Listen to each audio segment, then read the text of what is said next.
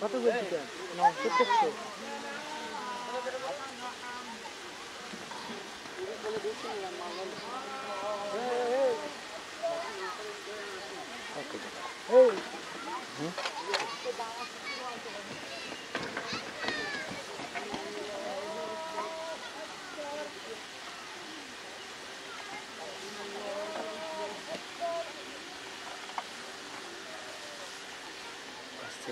একদম কাছ থেকে গিয়ে কেটে দাও, কেটে দিয়ে কাটো।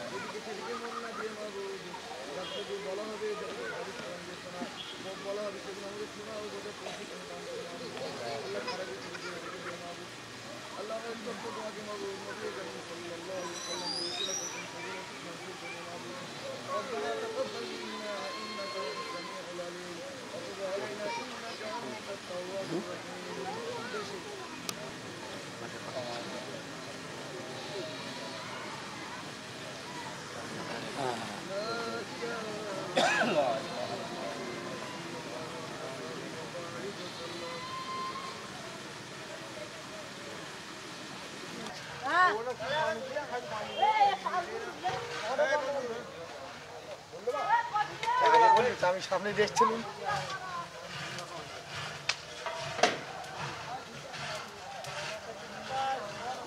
الله أكبر لا حول ولا قوة لا حول ولا قوة إلا بالله العلي العظيم لا حول ولا قوة إلا بالله العلي العظيم لا حول ولا قوة إلا بالله العلي العظيم لا حول ولا قوة إلا بالله العلي العظيم لا حول ولا قوة إلا بالله العلي العظيم سبحان الله سبحان قدوس ربنا رب الملائكة والروح سبحان قدوس ربنا رب الملائكة والروح سبحان قدوس ربنا رب الملائكة والروح سبحان قدوس ربنا ورب الملائكة والروح سبحان قدوس ربنا رب الملائكة والروح استغفر الله أستغفر الله ربي من كل ذنب وأتوب إليه أستغفر الله ربي من كل ذنب وأتوب إليه أستغفر الله ربي من كل ذنب وأتوب إليه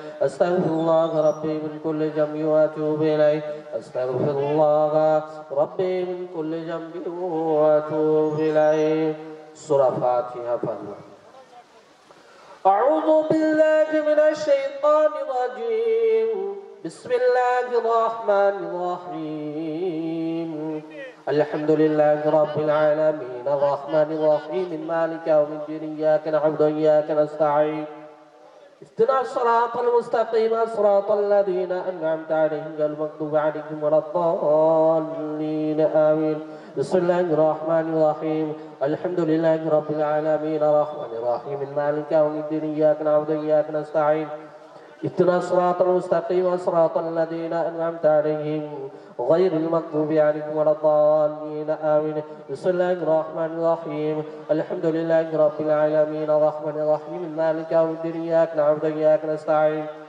اهدنا رب العالمين الرحمن الرحيم مالك يوم الدين إياك نعبد وإياك نستعين اهدنا الصراط المستقيم صراط الذين أنعمت عليهم غير المغضوب عليهم ولا الضالين آمين الله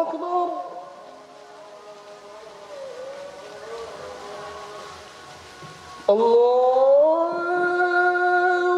أكبر الله أكبر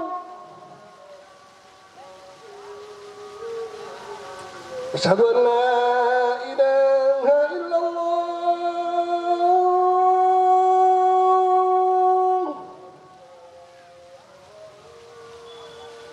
أشهد أن لا إله إلا الله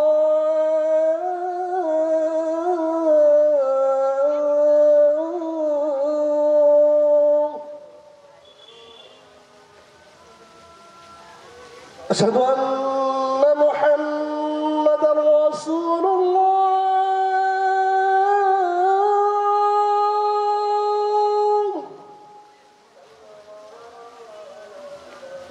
أشهد أن محمدًا رسول الله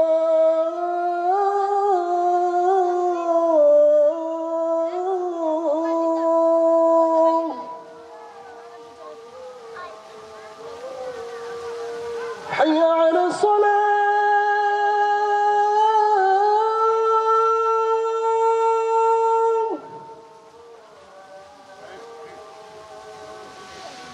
حي على الصلاة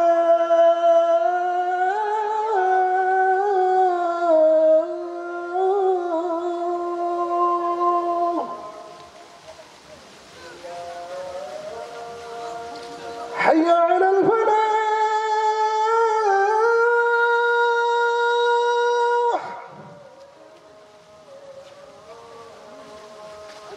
حي على الفلاح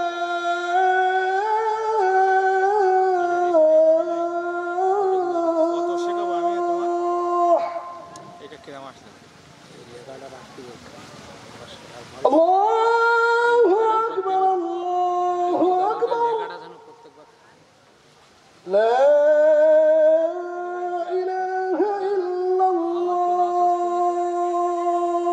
আমার তো কোনো অসুস্থ হয়নি ওই তো তোমার তিনগুলো অসুস্থ বুঝতে বলো আমার কি অসুস্থ কি বলতে لا مضل له ومن يضلله فلا هادي له ونشهد أن لا إله إلا الله وحده لا شريك له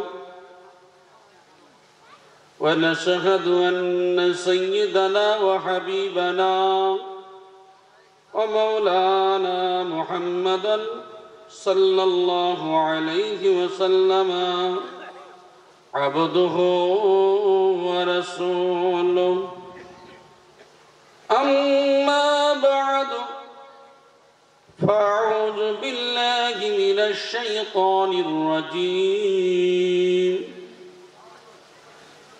بسم الله الرحمن الرحيم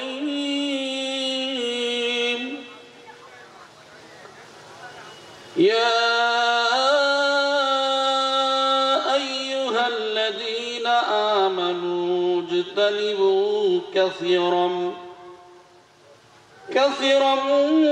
من الظن إن بعد الظن إثم ولا تجسسوا ولا يغتب بعضكم بعضا أيحب أحدكم أن يأكل لحم أخيه ميتا فكرهتموه واتقوا الله إن الله تواب رحيم وقال النبي صلى الله تعالى عليه وسلم في حديث الشريف عن أبي هريرة رضي الله تعالى عنه قال سئل رسول الله صلى الله عليه وسلم عن أكثر ما يدخل الناس الجنة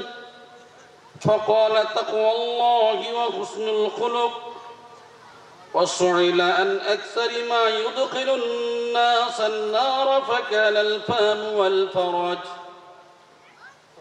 وقال الله تعالى في كلامه المجيد والفرقانه الحميد إن الله وملائكته يصلون على النبي يا أيها الذين آمنوا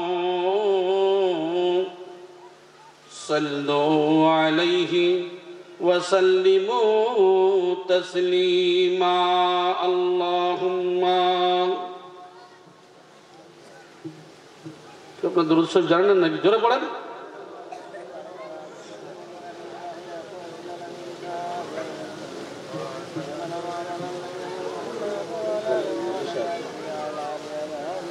मजलिस है जी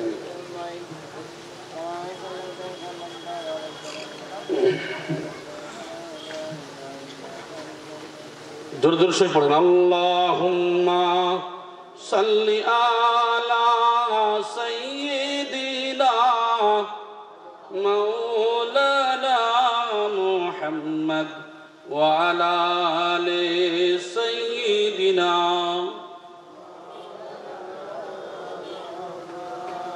दिन मिला ईमान मिला पढ़ होने के लिए कुरान मिला जो कुछ देने का था सब कुछ दिलवा दिया कमले वाले ने ला इलाहा इल्लल्लाह ला इलाहा इल्लल्लाह ला इलाहा इल्लल्लाह मुहम्मदुर रसूलुल्लाह अल्लाहुम्मा सल्ली अला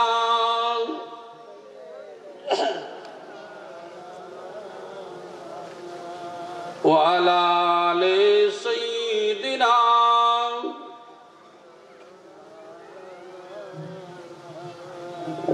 सच है गिलाफे काबा से जुजदन की खुशबू आती है जपन के चले दुल्हाए अहमद मिरज सब अल्लाह ने कहा कि हट जाओ फरिश्तों रस्ते से सच है गिलाफे काबा से जुजदन की खुशबू आती है अल्लाहुम्मा सल्लि व सल्लिम व बारिक अला अब्दिका रसूलिहिल करीम रहमतल लिल आलमीन शफीउल मुज़नबीन सय्यिदना मौलाना व नबियना मुहम्मद व अला आलिहि व अहले बैतिहि व औलादिहि व ज़ुर्रिय्यतिहि व अज़वाजिहि व सहाबिहि व औलियाइहि व उम्मतिहि अजमाइन कमा सल्लैत व सल्लमता وبارك ورحمت على سيدنا إبراهيم وعلى آل سيدنا إبراهيم إنك حميد مجيد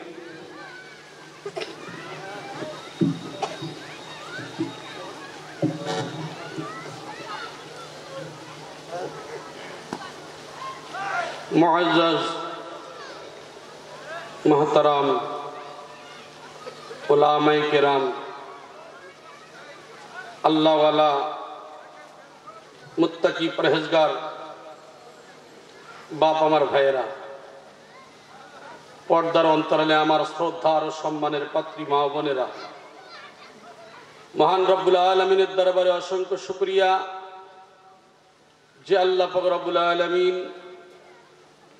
आमादेरके এই पवित्र मजलिसे आशा और बसार तौफिक दिएছেন प्रत्येकेই शुक्रिया आदाय करी बोली अल्हम्दुलिल्लाह সেই মহামানব रसूल पाक सल्लल्लाहु अलैहि वसल्लमेर दरबारे प्रत्येकेर कोटि कोटि दरूद सालाम बर्षित होक प्रत्येकेই बोली अल्लाहुम्मा आमीन अल्लाहुम्मा आमीन।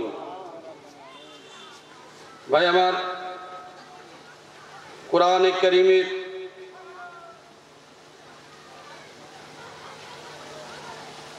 এই মহা আল গ্রন্থ কোরআন থেকে সূরা হুজরাতের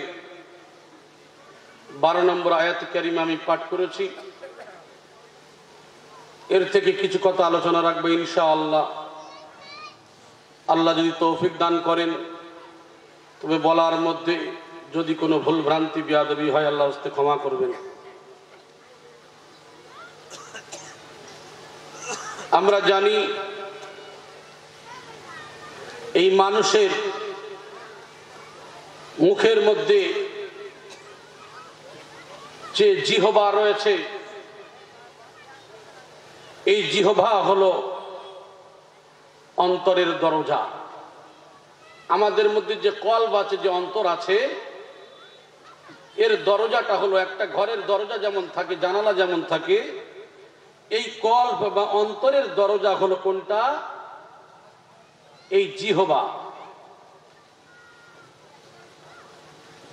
মানুষের অন্তরের এই গোপনীয়তা যে বিষয়গুলো, এগুলো প্রকাশ পায় কিসের দ্বারা? জিহবার দ্বারা প্রকাশ পায়।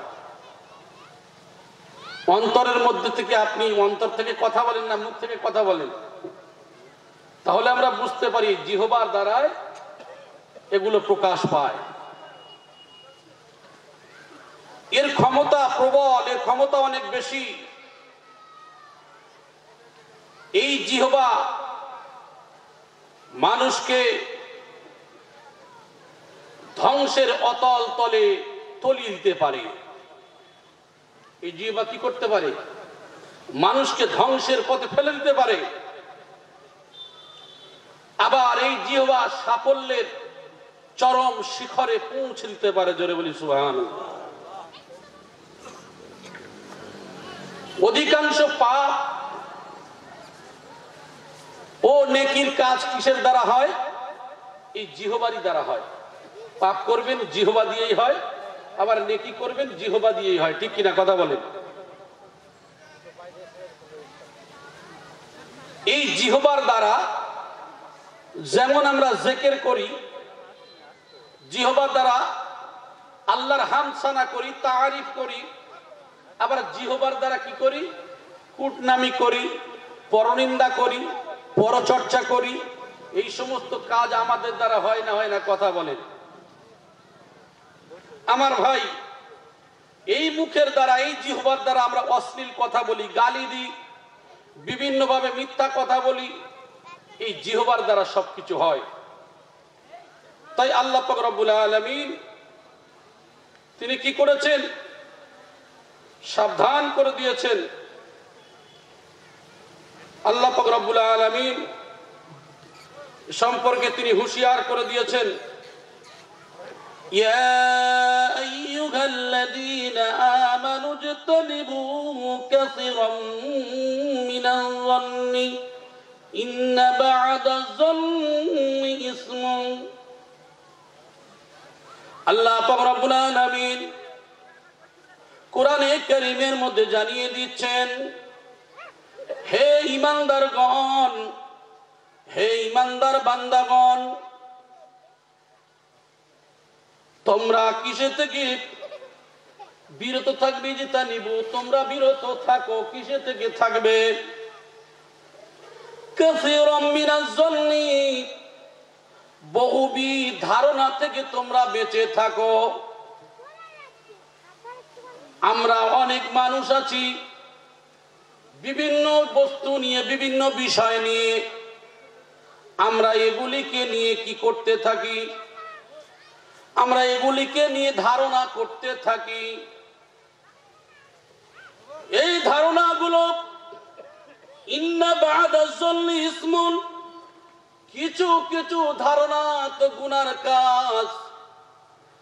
এমন কিছু ধারণা আমরা করে থাকি যে ধারণাগুলো হলো গুনার কাজ। ঠিক কিনা বলেন? ও আমার ভাই জানেরা, এইগুলিকে আল্লাহ পাক রব্বুল আলামিন নিষেধ করেছেন। আর তোমরা কি করো? আমাদের এই জিহ্বার দ্বারা বিভিন্ন কার্যকলাপ হয়ে থাকে। তাই আমরা এই সমস্ত ধারণা থেকে বেঁচে থাকবো। এটা কার কথা? আল্লাহ পাক রব্বুল আলামিন বললেন ওয়ালা তাজাসসু ওয়ালা ইয়াগতাব বা'দুকুম বা'দা। আর কি বললেন? তোমরা একে অপরের গোপন বিষয়গুলো অনুসন্ধান করো না। আমরা কি করে থাকি? আমার ঘোনার ভাইয়েরা ভালো, আমাদের এলাকার কথা বলছি, মানুষজন যদি কোনো কাজ করে, ওই কাজটাকে নিয়ে তার সঙ্গে আমার শত্রুতা। এখন আমি চিন্তা করছি কিভাবে ওর সম্পর্কে খারাপ ধারণা রটানো, খারাপ কাজ রটানো যায়,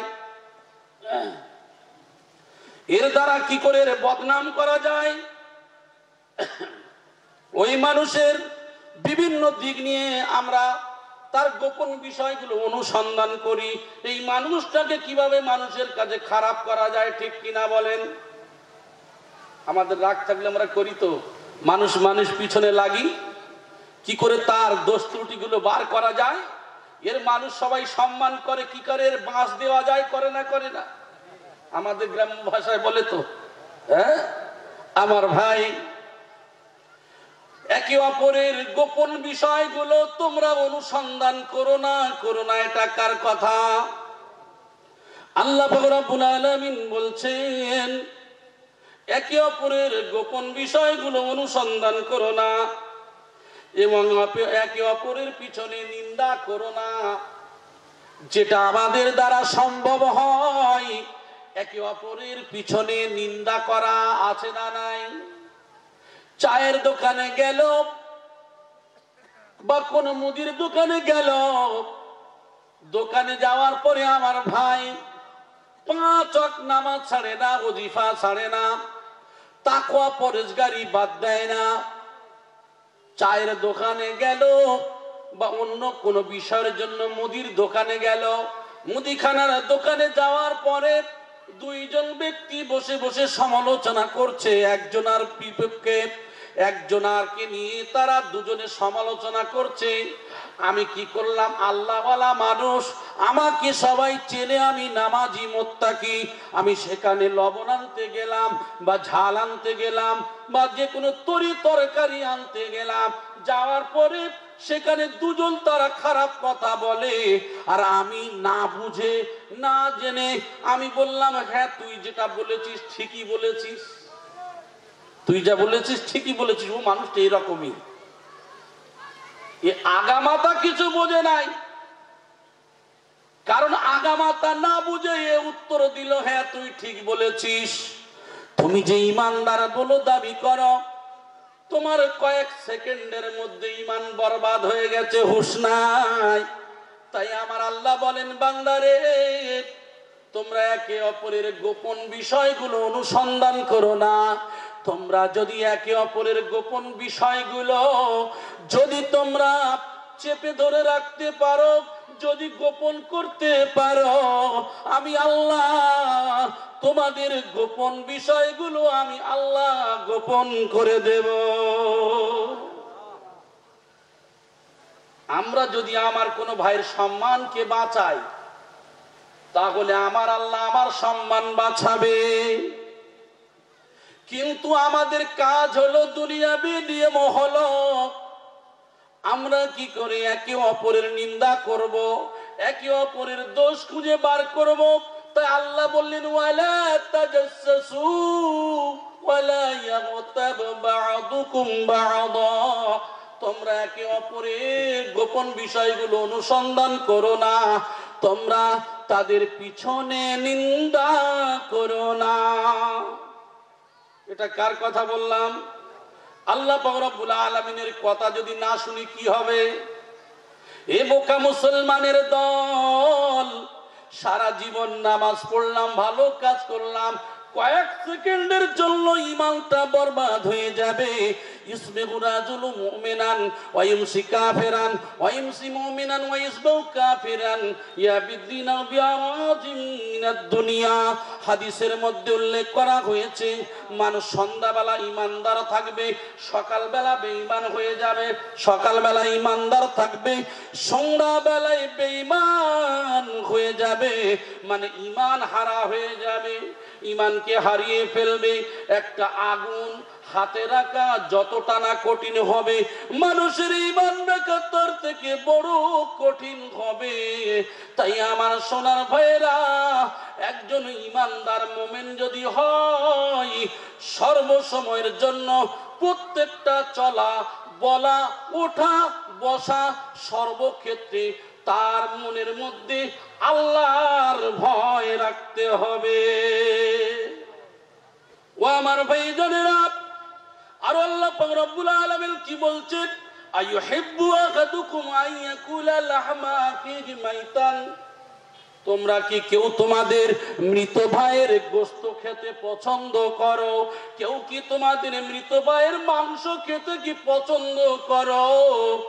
আমরা কি মৃত ভাইয়ের গোশ খাওয়া তো দূরের কথা, জ্যান্ত ভাইয়ের গোশ খাবো? ভাইদের গোশ কেউ খায় নাকি? তা আল্লাহ পাক রব্বুল আলামিন কি বলছেন? তোমরা কি ভালোবাসো তোমাদের মৃত ভাইয়ের গোশ? তোমরা কি তা পছন্দ করো?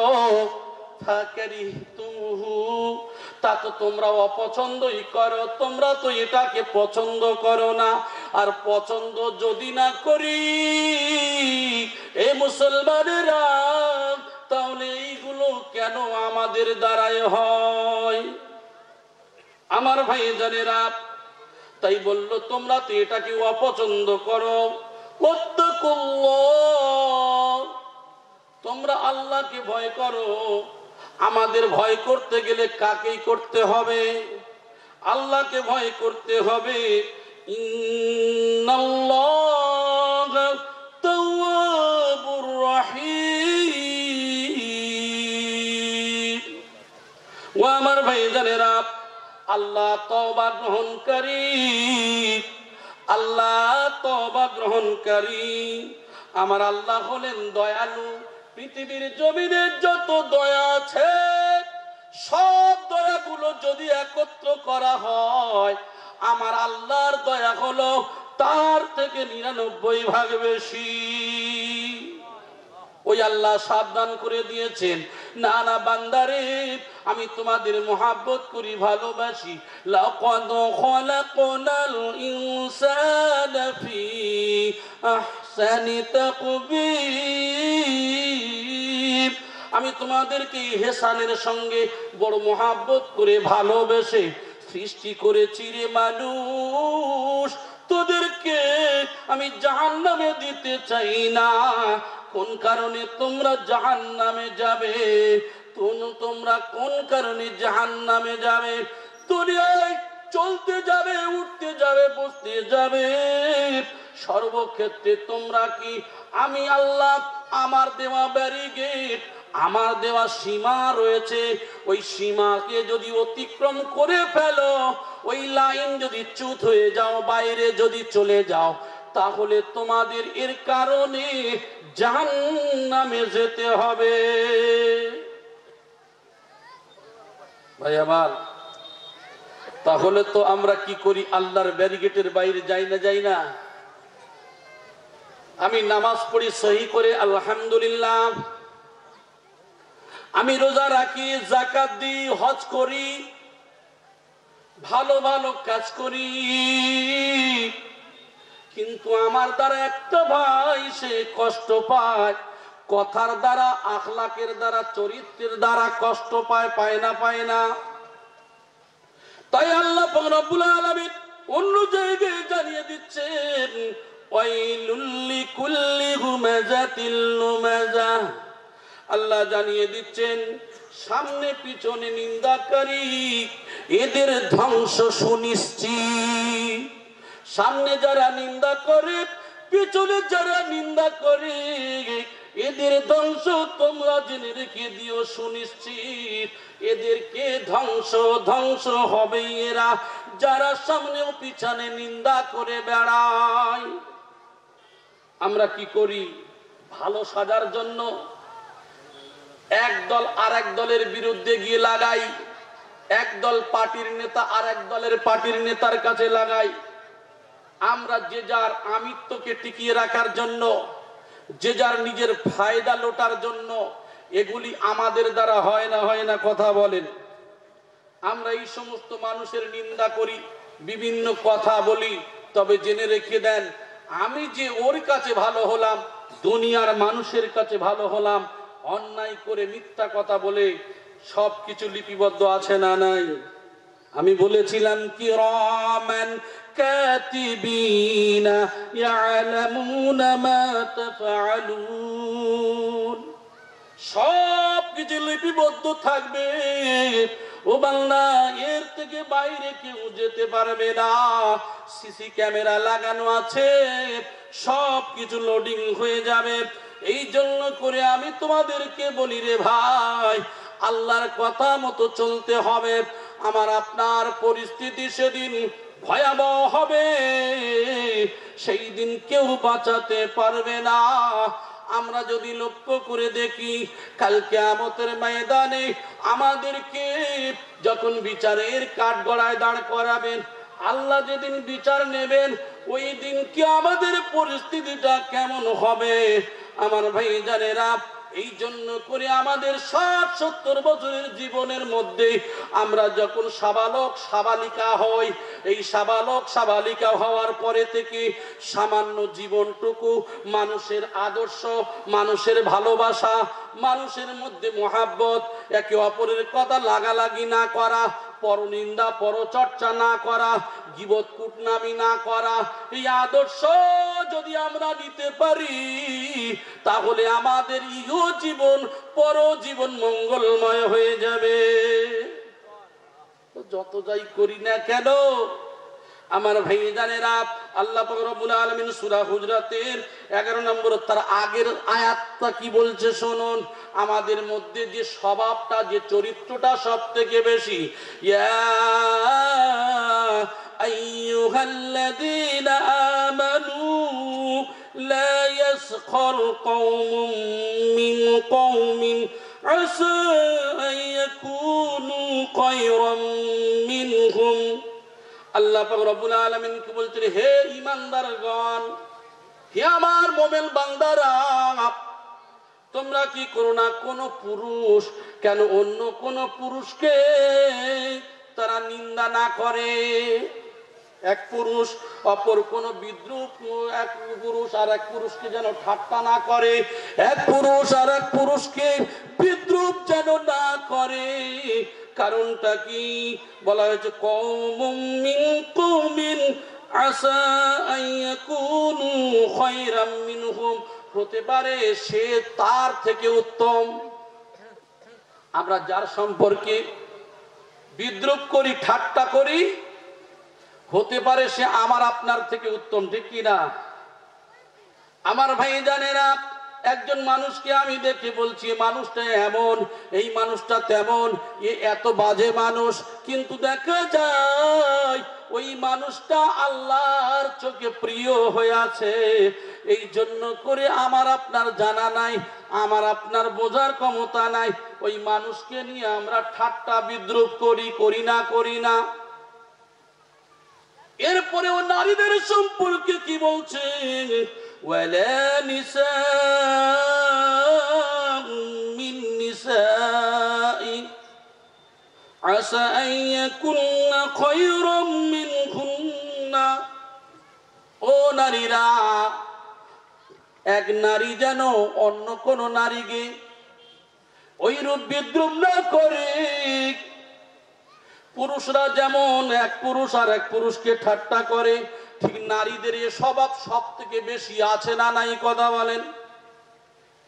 বিবাহ বাড়িতে গেছে, এর স্বামী হলো 50,000 টাকার মাইনে পানেওয়ালা স্বামী, কানে দুল নাকে ফুল, হীরকের মালা সুন্দর করে সেজে আলিফ লায়লা শাড়ি পরে ঝিনুক মালা শাড়ি পরে চলে গেল।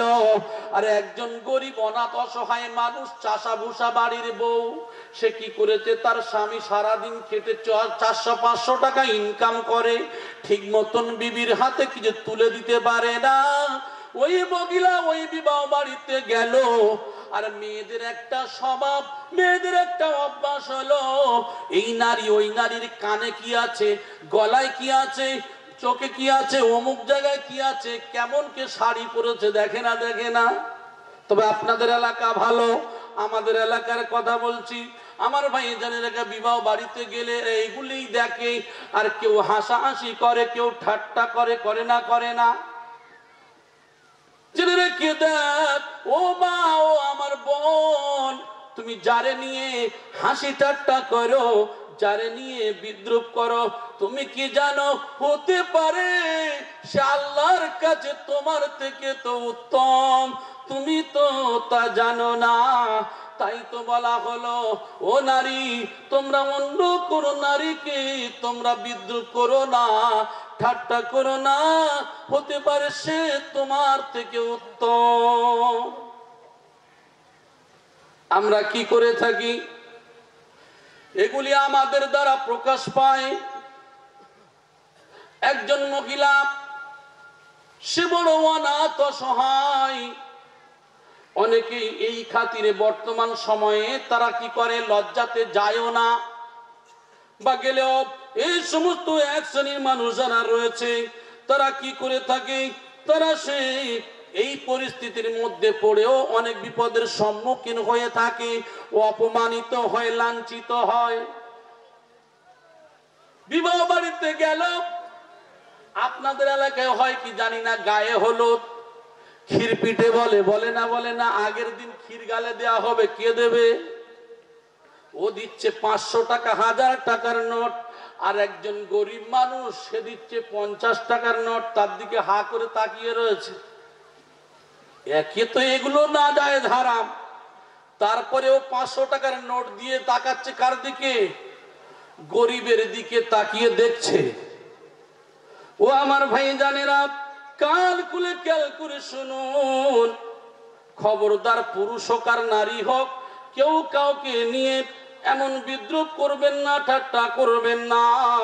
ইমানদারের কাজ হবে, আমি কতটা খারাপ, আমি জীবনে কি করতে পারলাম, আমার জীবনটাকে আমি কোন সাজে সাজে সজ্জিত করলাম, এইটাকে আমার আপনার সর্বসময় লক্ষ্য রাখতে হবে। একজন ইমানদার মোমেন যে হবে, ইমানদার মোমেন কাউকে গীবত, ঠাট্টা, পরনিন্দা, পরচর্চা, গীবত, কুন্নামি, মিথ্যাবাদী, চগলখড়ি, পরের জায়গা, পরের জমির হককে মারতে পারে না। যদি আজকের দিনে আমাদের সমাজে জায়গা জমির হক আমরা মারি না, আজকের দেখা যায় আমরা হাজী সাহেবরা হজ করতে যাব, বছরে কি করলাম, সমস্ত ছেলেদের মেয়েদেরকে দাওয়াত করলাম, দাওয়াত করে এনে তাদেরকে ডেকে বললাম, ওরে আমার কলিজার টুকরা সন্তান, ওরে বাবা আমার মেয়েরা, ওরে আমার ছেলেরা, আমার 20 বিঘা 30 বিঘা জমি রয়েছে, আমি সব ছেলেদের নামে লিখে দিলাম, আর মেয়েদের মাথায় গায়ে হাত বুলিয়ে দিলাম, মারে আমি কাবা শরীফের গেলাম তোরে, তোর জন্য দোয়া করব।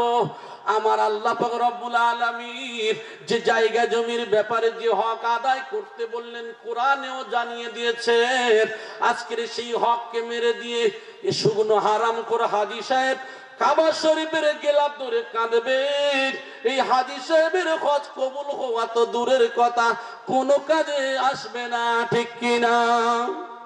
আজকের আমাদের সমাজে 1 বিঘত জায়গার জন্য মারামারি হয় না, হয় না? আমাদের মওজুদা মাস্টার সাহেব গদ্দি নসিন হুজুর কিবলা দামাত বরকতুম মাদ্দাজুল আলিয়া, তিনি বারবার এই কথাই বলেন, বাবা 1 বিঘত জায়গা নিয়ে, 1 হাত জায়গা নিয়ে মারামারি করো না। 1 হাত জায়গা যদি মারো, এইরূপ 7 আসমান 7 জমিন এই যে তার গলায় লটকানো হবে, তার গলায় লটকে দেয়া হবে।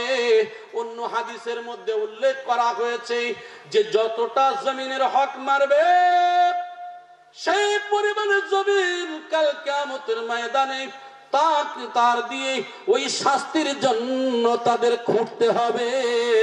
তাহলে আমরা দুনিয়ায় 30 বছর 40 বছর 10-20 বছর আরামে থাকতে গিয়ে এক হাত জায়গা মেরে, এক বিঘত জায়গা মেরে তো কোনো লাভ হবে না। সুম্মা ইউমীতুকুম সুম্মা ইউহয়ীকুম সুম্মা ইলাইহি তুরজাউন। তোমরা ছিলে মৃত, তোমাদের কোনো অস্তিত্ব ছিল না, আমি আল্লাহ তোমার জিন্দা বানিয়েছি, আবার তো তোমার মৃত্যু হবে। আমি আল্লাহ, আমার কাজে তোমাদের ফিরে আসতে হবে। কিসের তো অহংকার করো, কিসের তো অহংকার করো, আমার কাজে তো ফিরে আসতে হবে, কোনো ছাড় পাওয়া যাবে না। আর যদি তোমার একটা হাত একটা জায়গা যদি 1 হাত পরিমাণ হয়, 1 বিঘত পরিমাণ হয়, ওই জায়গাটা যদি ছেড়ে দাও, তোমার জায়গা হলেও তুমি সদকার সওয়াব পেতে থাকবে। আর একটু জোরে বলি সুবহানাল্লাহ। তাহলে ঝগড়া হবে কেন? 1 বিঘত জায়গা, 1 হাত জায়গা কি আপনি করবেন? মরে গেলে তো 3.5 হাত। একটু কথা আমরা ভাবি না। এই 1 হাত জায়গার জন্য, 1 বিঘত জায়গার জন্য লাটালাটি করে এই সমস্ত জেল ফাঁস আমাদের হয় না, হয় না? কথা বলে কেস হয় না? কেস করে কত হাতের জায়গা টাকা যায়। শয়তান তো চক্রান্ত করে, ইন্নাশ শাইতানা লিল ইনসানি আদুউম মুবিন। শয়তান হলো মুমিনের প্রকাশ্য শত্রু। সে তো চেষ্টাই করে যে মুমিনকে কিভাবে ফাঁদে ফেলা যায়। আমরা অহরহ ভাবে আমরা এই সমস্ত কাজের মধ্যে গ্রেফতার হয়ে যাচ্ছি। আমার ভাই, ঠিক কিনা? আমার ভাই জানেরা, এ সম্পর্কে অনেক হাদিস রয়েছে, তবে আজকের আলোচনার বিষয় আমার সেটা নয়। আজকের আমাদের কিছু জং ছাড়ানোর জন্য চতুর্দিকে একটু করে আলোচনা করব। আমার ভাই জানেরা, এই জন্য করে আমাদের লক্ষ্য রাখতে হবে এই সমস্ত নাজায়েজ হারাম কাজ থেকে আমাদেরকে বাঁচতে হবে। তাই আমাদেরকে লক্ষ্য করতে হবে যে কোন পুরুষ কোন পুরুষকে যেন ঠাট্টা না করে, কোন নারী কোন নারীকে যেন ঠাট্টা না করে। আমরা অনেকেই কি করি, এই পুরুষেরা পুরুষকে বিদ্রুপ করি। কি বিদ্রুপ? বলে এর জায়গা আমার আছে 5 তলা বিল্ডিং, আমার আছে 50 বিঘা জমি, আর একজন ভাই তার আছে সামান্য ঘরটুকু বাঁধার জায়গা। সে কি করলো? পাশের ভাই ঝগড়া করলো, বলে আমার দেয়ালের সঙ্গে দেয়াল তুই লাগাবি না, আমার দেয়ালের সঙ্গে তুই দেওয়াল দিবি না। আর আল্লাহর নবী বললেন, তোমার প্রতিবেশীকে তুমি তোমার দেয়ালের সঙ্গে দেওয়াল লাগাতে নিষেধ করো না। একবার জোরে বলি সুবহানাল্লাহ।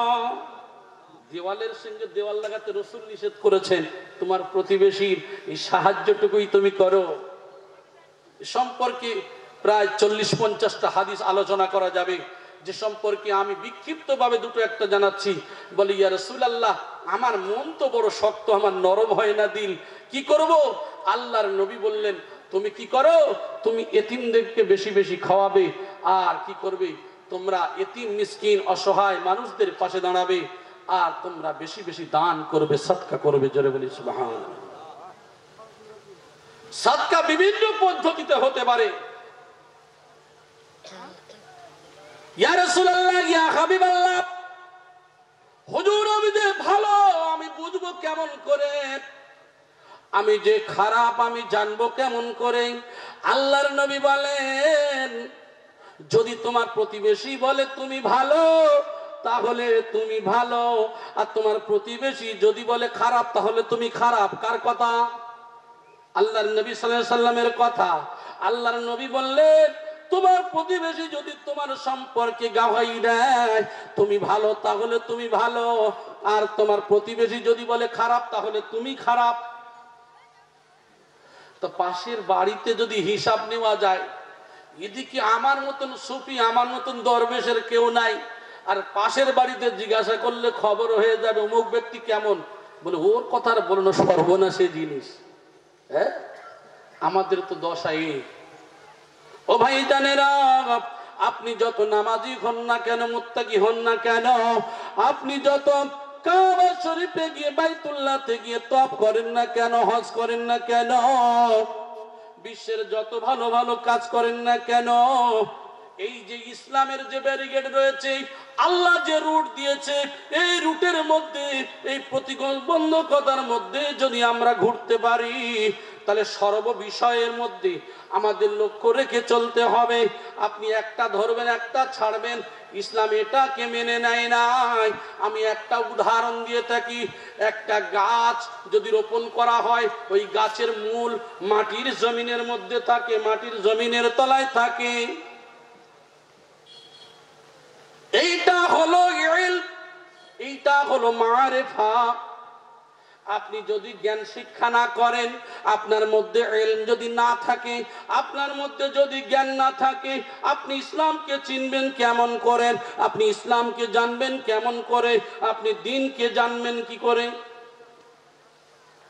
কাণ্ডটা হলো লা ইলাহা ইল্লাল্লাহু মুহাম্মাদুর রাসূলুল্লাহ সাল্লাল্লাহু আলাইহি ওয়াসাল্লাম। এই কাণ্ডটা হলো, এই গাছের যে আসল যে গুড়িটা হলো, এটাই হলো লা ইলাহা ইল্লাল্লাহু মুহাম্মাদুর রাসূলুল্লাহ সাল্লাল্লাহু আলাইহি ওয়াসাল্লাম।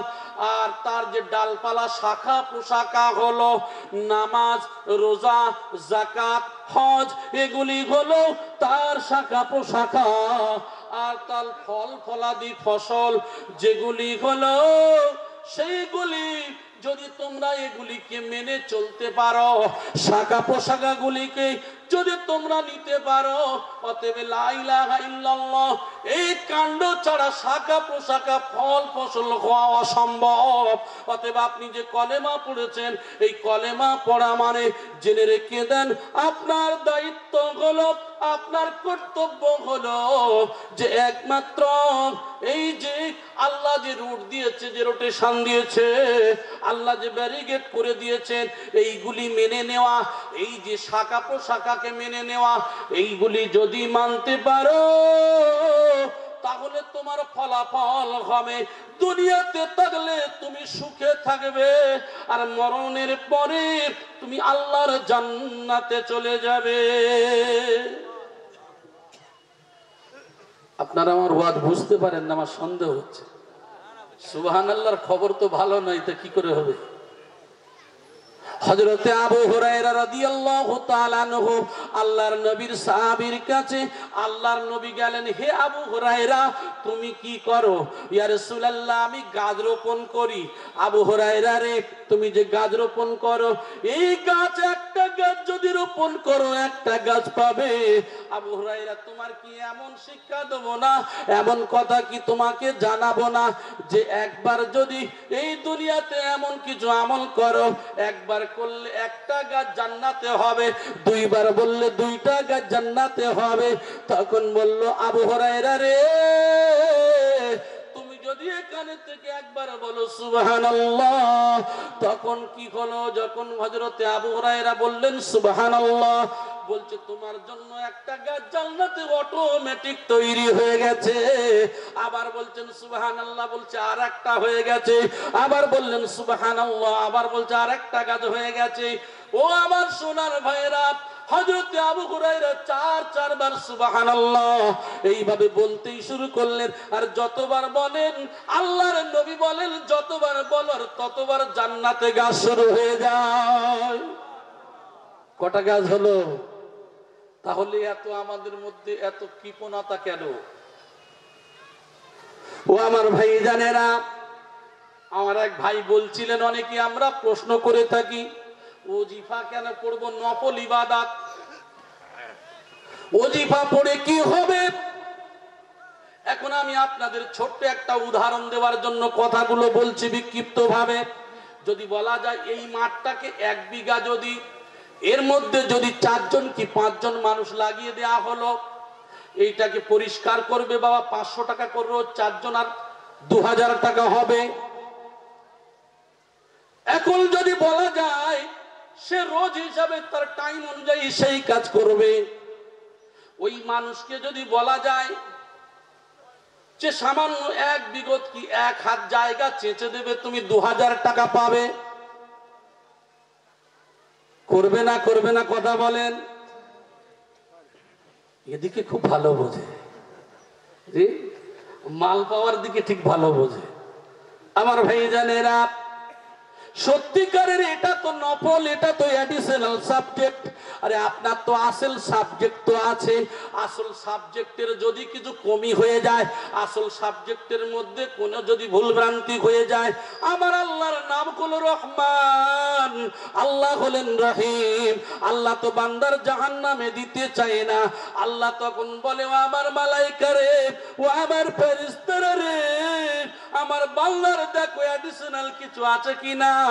আমার বান্দার যদি কোনো নফল ইবাদত থেকে আনিয়ায় এই যে নেকির পাল্লাতে চাপিয়ে দেয়, যদি অ্যাডিশনাল কিছু থাকে, নফল কিছু থাকে, ওই নফলের দ্বারা জাহান্নামী ব্যক্তিটা জান্নাতি হয়ে যাবে। আল্লাহর মেহবুব বান্দা হতে গেলে, আল্লাহর ওলি বান্দা হতে গেলে নফল ছাড়া কিছু আসে না,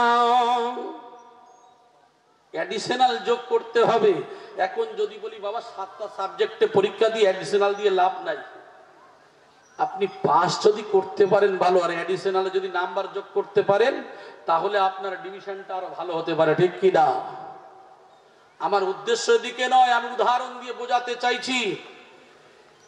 আপনি যে 5 ওয়াক্ত নামাজ পড়েন, এটা তো আপনার ডিউটি, এটা তো আল্লাহর অর্ডার। এছাড়াও মানুষ তো কম সময়ে প্রত্যেক দিন যে কোরআনের একটা হক রয়েছে, অধিকাংশ মানুষ আদায় করে না। অধিকাংশ মানুষ যারা কোরআনও জানে না আর শেখার তো চেষ্টা করে না, অথচ আল্লাহর নবী বলেছেন, উতলুবুল ইলমা মিনাল মাহদি ইলাল লাহদি, দোলনা থেকে কবর পর্যন্ত শিক্ষা অর্জন করো। জোরে বলেন সুবহানাল্লাহ। হুজুর কিবলা প্রায় রবিবারই তো বয়ান করেন, প্রায় রবিবারই বলেন যে বাবা আরবিক শিক্ষা দাও।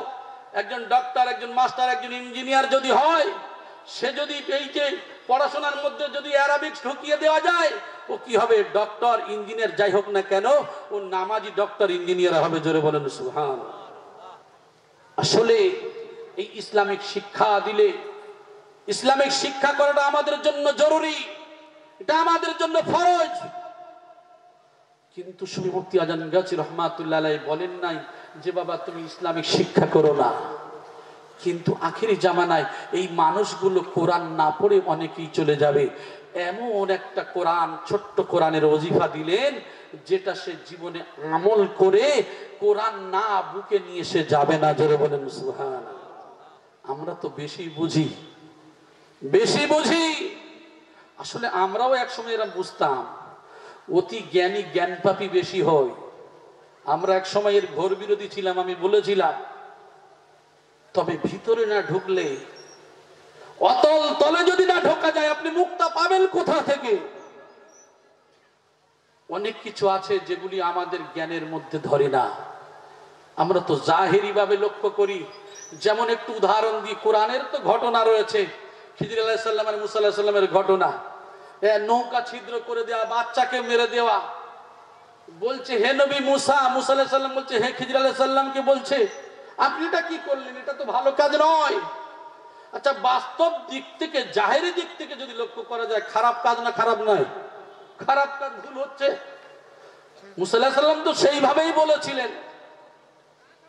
যখন কথাটা ভেঙে বুঝিয়ে দিলেন, তখন তো বুঝতে পারলেন যে এটা যে কাজ করেছে তো ভালোই কাজ, ঠিক কিনা? তো আমাদের দশা তাই হয়েছে। এটা কোরআনের ঘটনা বলে ফেলতে পারি না, না হলে কিন্তু খবর খারাপ হয়ে যেত।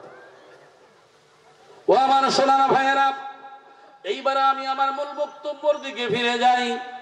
আমার ভাইজানেরা, এই জন্য করে আমরা কাউকে ছোট করব না, কাউকে আমরা গীবত করব না। আমাদের যত শত্রু হোক না কেন, যাই হোক না কেন, আমাদেরকে মহাব্বত করতে হবে, ভালোবাসতে হবে। আমার ভাইজানেরা, তাই অন্য কোন নারী অন্য কোন নারীকে ঠাট্টা যেন না করে, হতে পারে সে তার থেকে উত্তম। তোমরা একে অপরের প্রতি দোষারোপ করো না। আমরা একে অপরের প্রতি দোষ দিই না, ঠিক কিনা বলেন?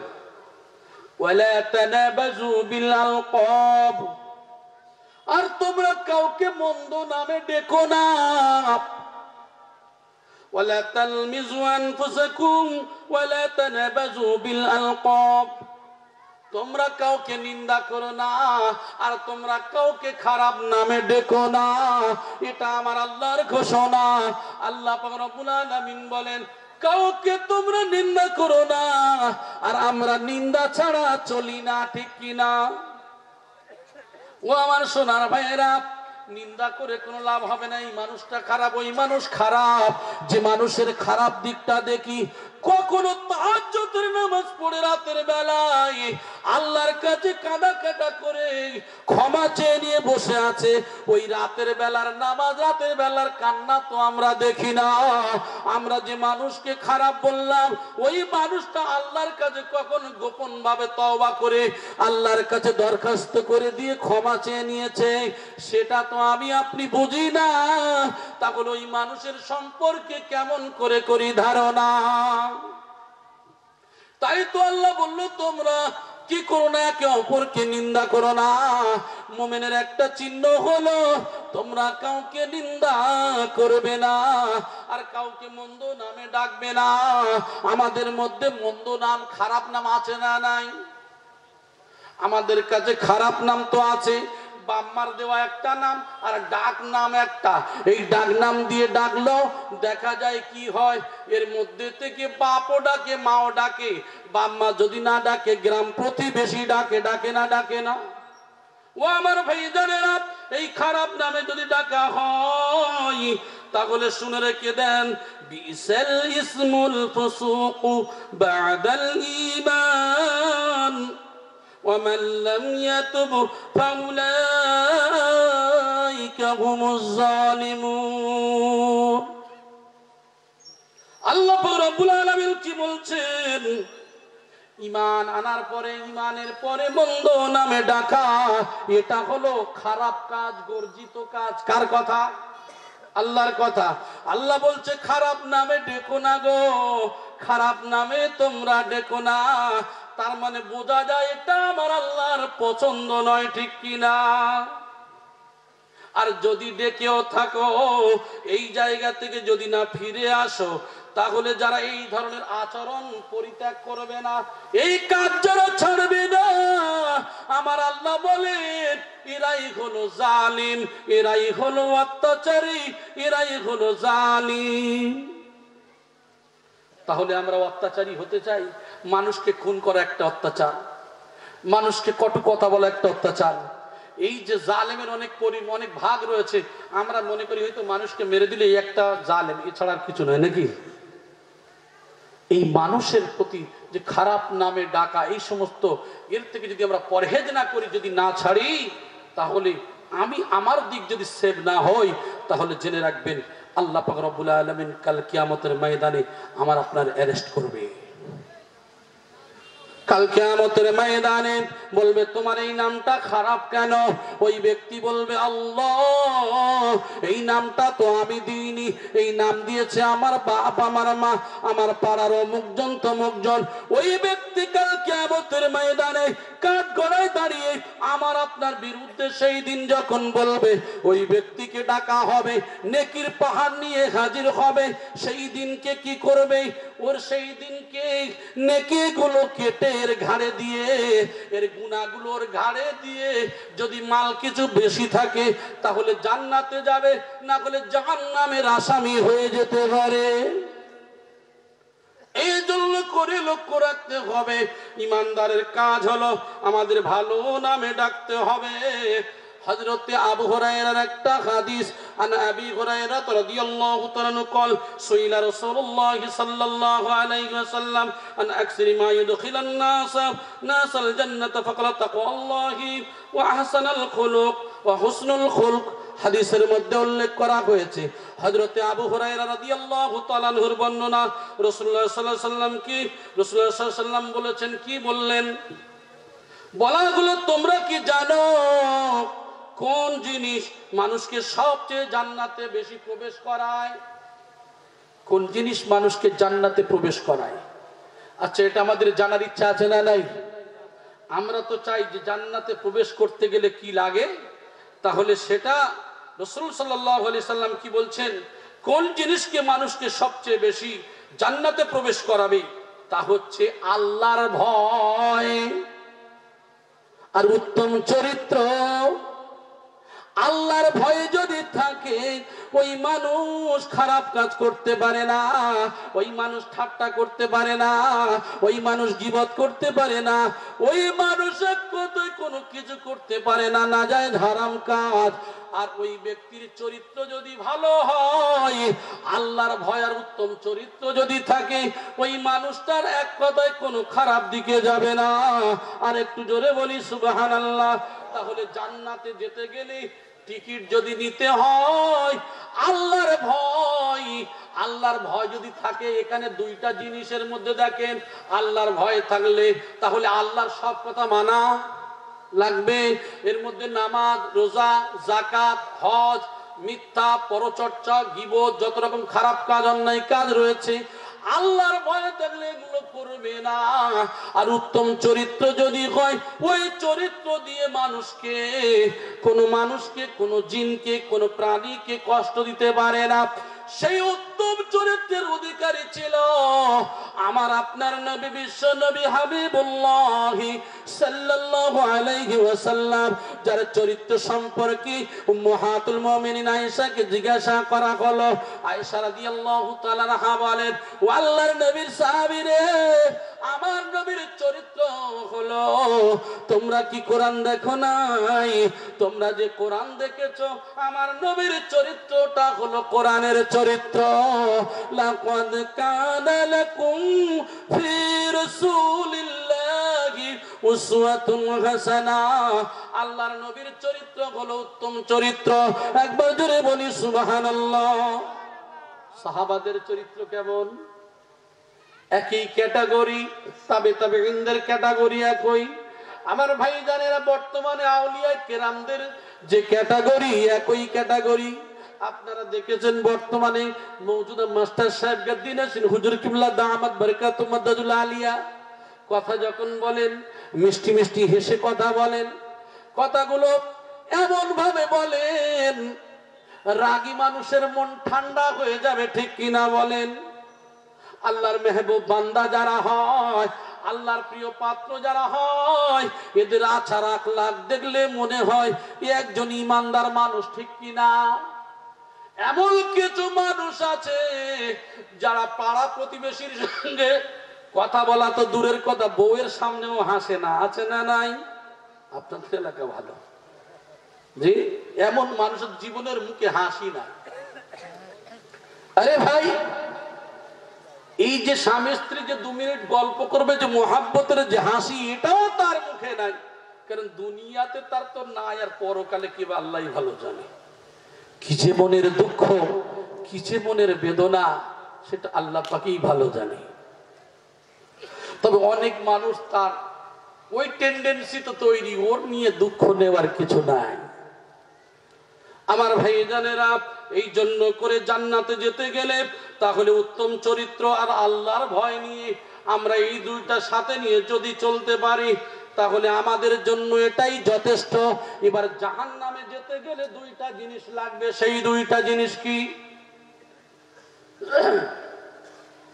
আমার ভাই জানেরা, ওয়াসইলানি আকসারি মা ইদখিলুন নাসান নার ফাকাল আল ফামি ওয়াল ফারাজ, দুইটা জিনিস যদি জান্নাতে নিয়ে যেতে পারে আর দুইটা জিনিস জাহান্নামে প্রবেশ করাবে, সেটা কি জানার ইচ্ছা আছে না নাই?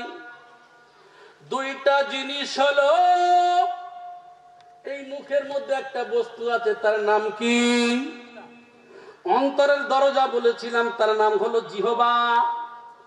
অর্থাৎ দুই চোয়ালের মধ্যবর্তী বস্তু, তার নাম হলো জিহবা। আর একটা হলো দুইটা পায়ের মধ্যবর্তী বস্তু, সেটা হলো ফার্জ। এই যে দুইটা জিনিস হলো, এই যে লজ্জাস্থান, এই দুইটা জিনিস, একটা হলো জিহবা আর একটা হলো লজ্জাস্থান, এই দুইটার কারণে মানুষ জাহান্নামে যাবে। এখন ঘরে ঘরে সমস্যা চলে না, চলে না? 4-5টা মেয়েরা যদি এক জায়গায় থাকে, 4-5টা পুরুষ যদি এক জায়গায় থাকে, সমালোচনা চলে না, চলে না?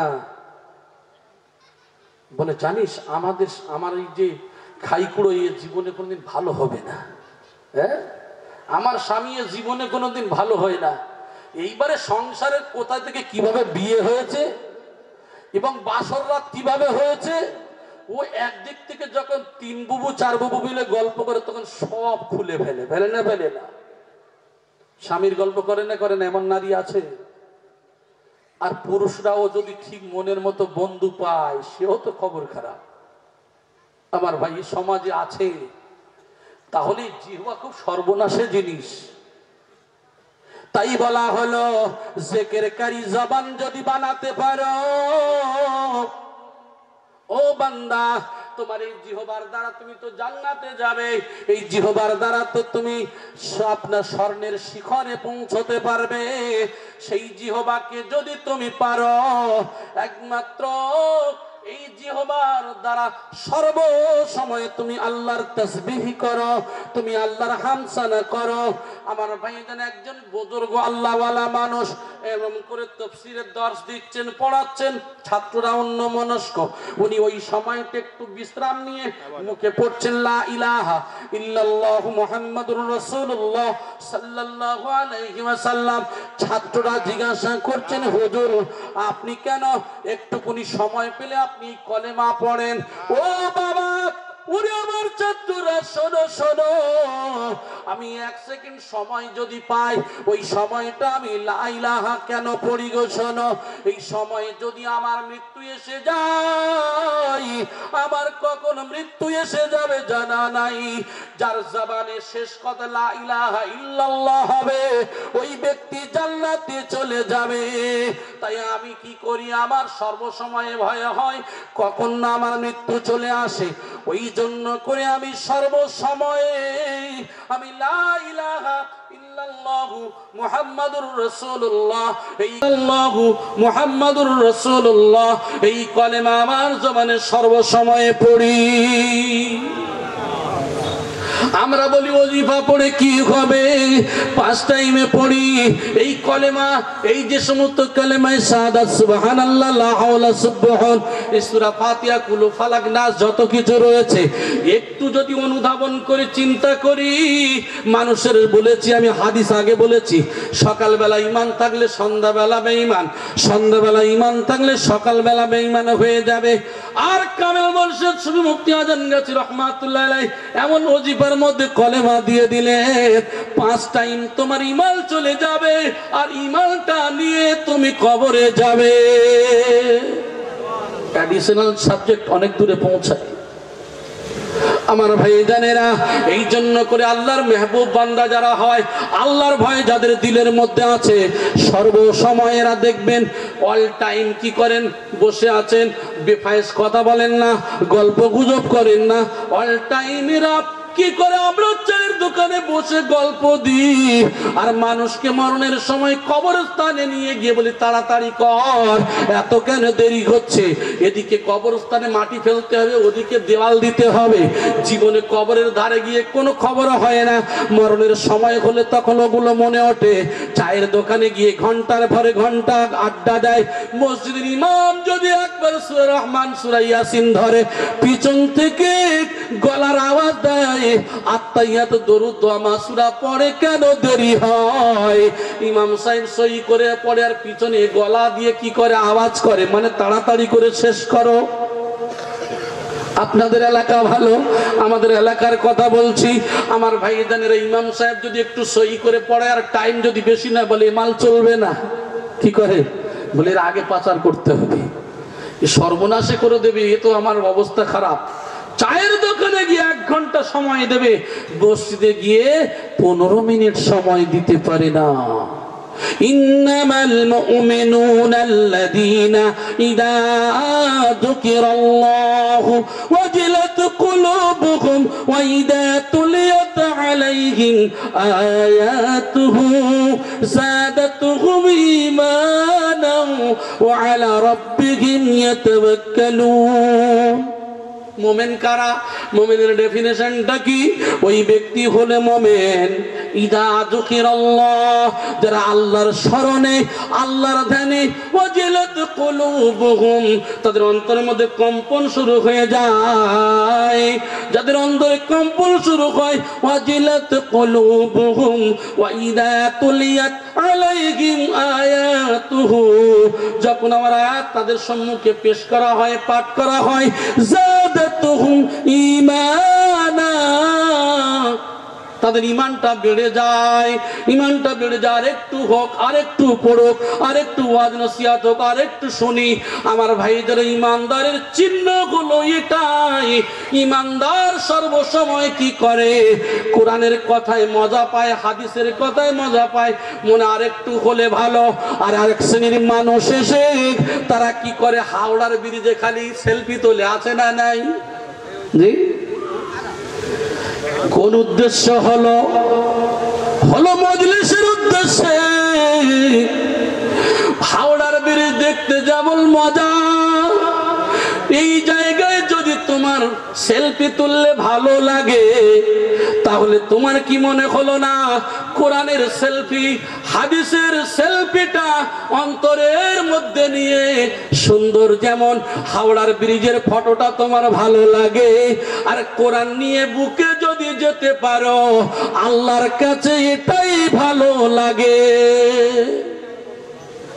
আল্লাহর কাছে এটাই ভালো লাগবে।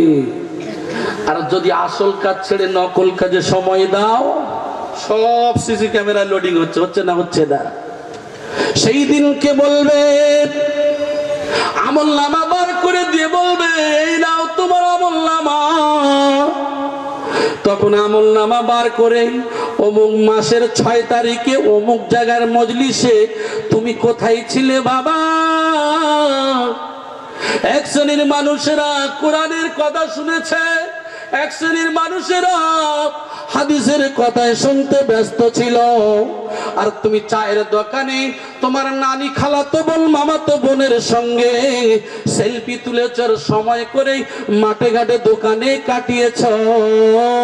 সেই দিনকে আমলনামা দেওয়া হবে, আমলনামাতে দেখবে, আর সেই দিনকে বলবে, মালি হাযাল কিতাব, এ কেমন আমলনামা রে বাবা? যা করেছি 6 তারিখে জানুয়ারিতে ওই যে সেলফি তুলেছিলাম হাওড়ার ব্রিজে, ওখান থেকে গিয়ে কোন বাগানে, কোন জায়গায় মজলিস শুনতে এসে, বন্ধু বান্ধবের বাড়িতে, আত্মীয় স্বজনের বাড়িতে বসে গল্প দিয়েছি, আর 2 নম্বর বিরিয়ানি গোশ খেয়ে শুধু শুয়েছি। সবকিছু সেলফি ওখানে তোলা থাকবে। সেই দিনকে দেখবে আর বলবে, মালি হাযাল কিতাব, এ কেমন কিতাব? লা ইউগাদিরু সগীরাতাও ওয়ালা কাবীরাতান ইল্লা আহসাহা ওয়া ওয়াজাদু মা আমিলু হাদিরা। সেই দিনকে দেখবে আর বলবে, ছোট বড় যা গুনাহ করেছি সব লেখা, কোন সময় কোথায় ফটো তুলেছি ও লেখা। সেই দিনকে মানুষগুলি দেখবে, না দেখার ভান করতে থাকবে। লাকাদ কুনতা ফি গাফলাতিন মিন হাদা ফাকাশফনা আনকা গিতাআকা ফাবাশারুকা আল-ইয়াওমা গাদীদ। সেই দিন কি বলবে, এই বান্দা, তোর চোখ দিয়ে তুই দেখিস না, তোর দৃষ্টিকে প্রখর করে দিলাম, পরিষ্কার করে দিলাম, দেখ তুই কি কাজ করেছিস, দেখ। দেখার পরে বলবে, আল্লাহ গো, ইয়া আমলনামাটা ভুল হয়ে গেছে, কাজ আমি করি না। আল্লাহ বলবে, ঠিক আছে, আমলনামাটাকে সাইডে রাখলাম।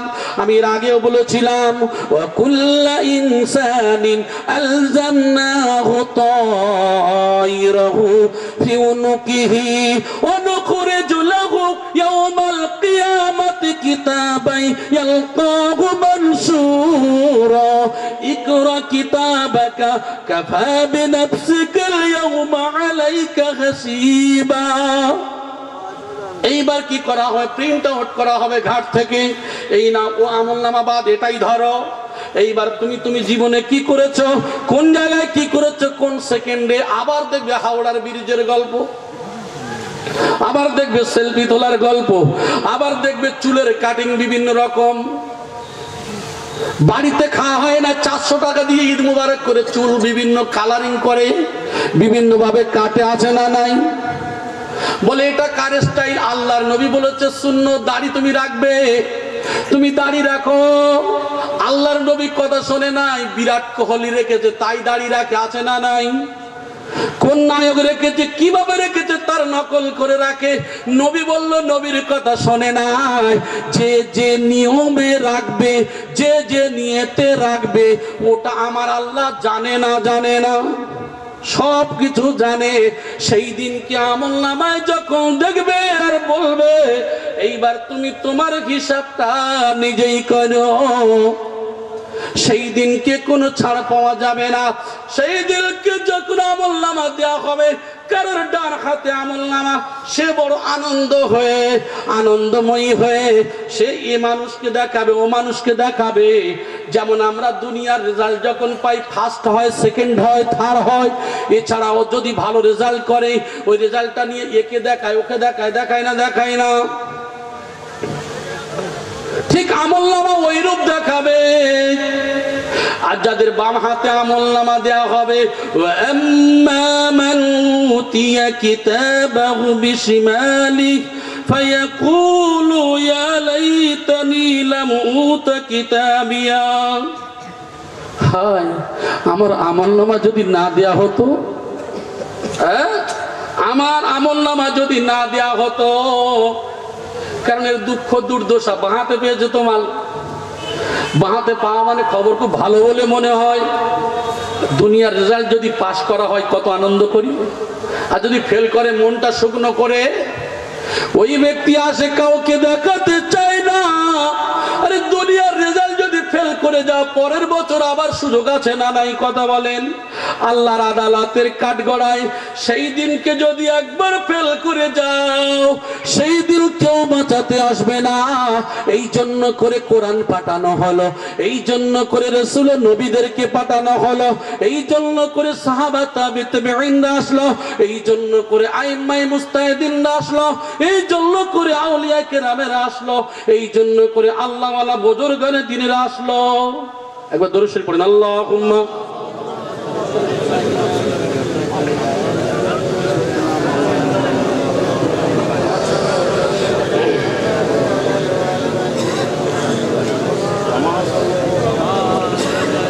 ভাই আমার, তাহলে বোঝা যায় এই যে দুনিয়ায় যদি আপনি কোনো কাজ একবার ফেল করে যান পরীক্ষায়, পরের বছর সুযোগ আছে। মরণের পরে কিন্তু এই সুযোগ নাই। এই জন্য করে যুগে যুগে রাসূল, নবী, সাহাবা, তাবিঈন, আইম্মায়ে মুজতাহিদিন, আউলিয়ায়ে কেরামরা আসলেন, উলামায়ে হক, আল্লাহওয়ালা বুজুর্গানে দ্বীনেরা আসলেন সাবধান করার জন্য। এরা কিন্তু মেনে নেয় নাই। অনেকেই মেনেছে, তারা আল্লাহওয়ালা, ওরা কিন্তু আল্লাহওয়ালা হয়েছে।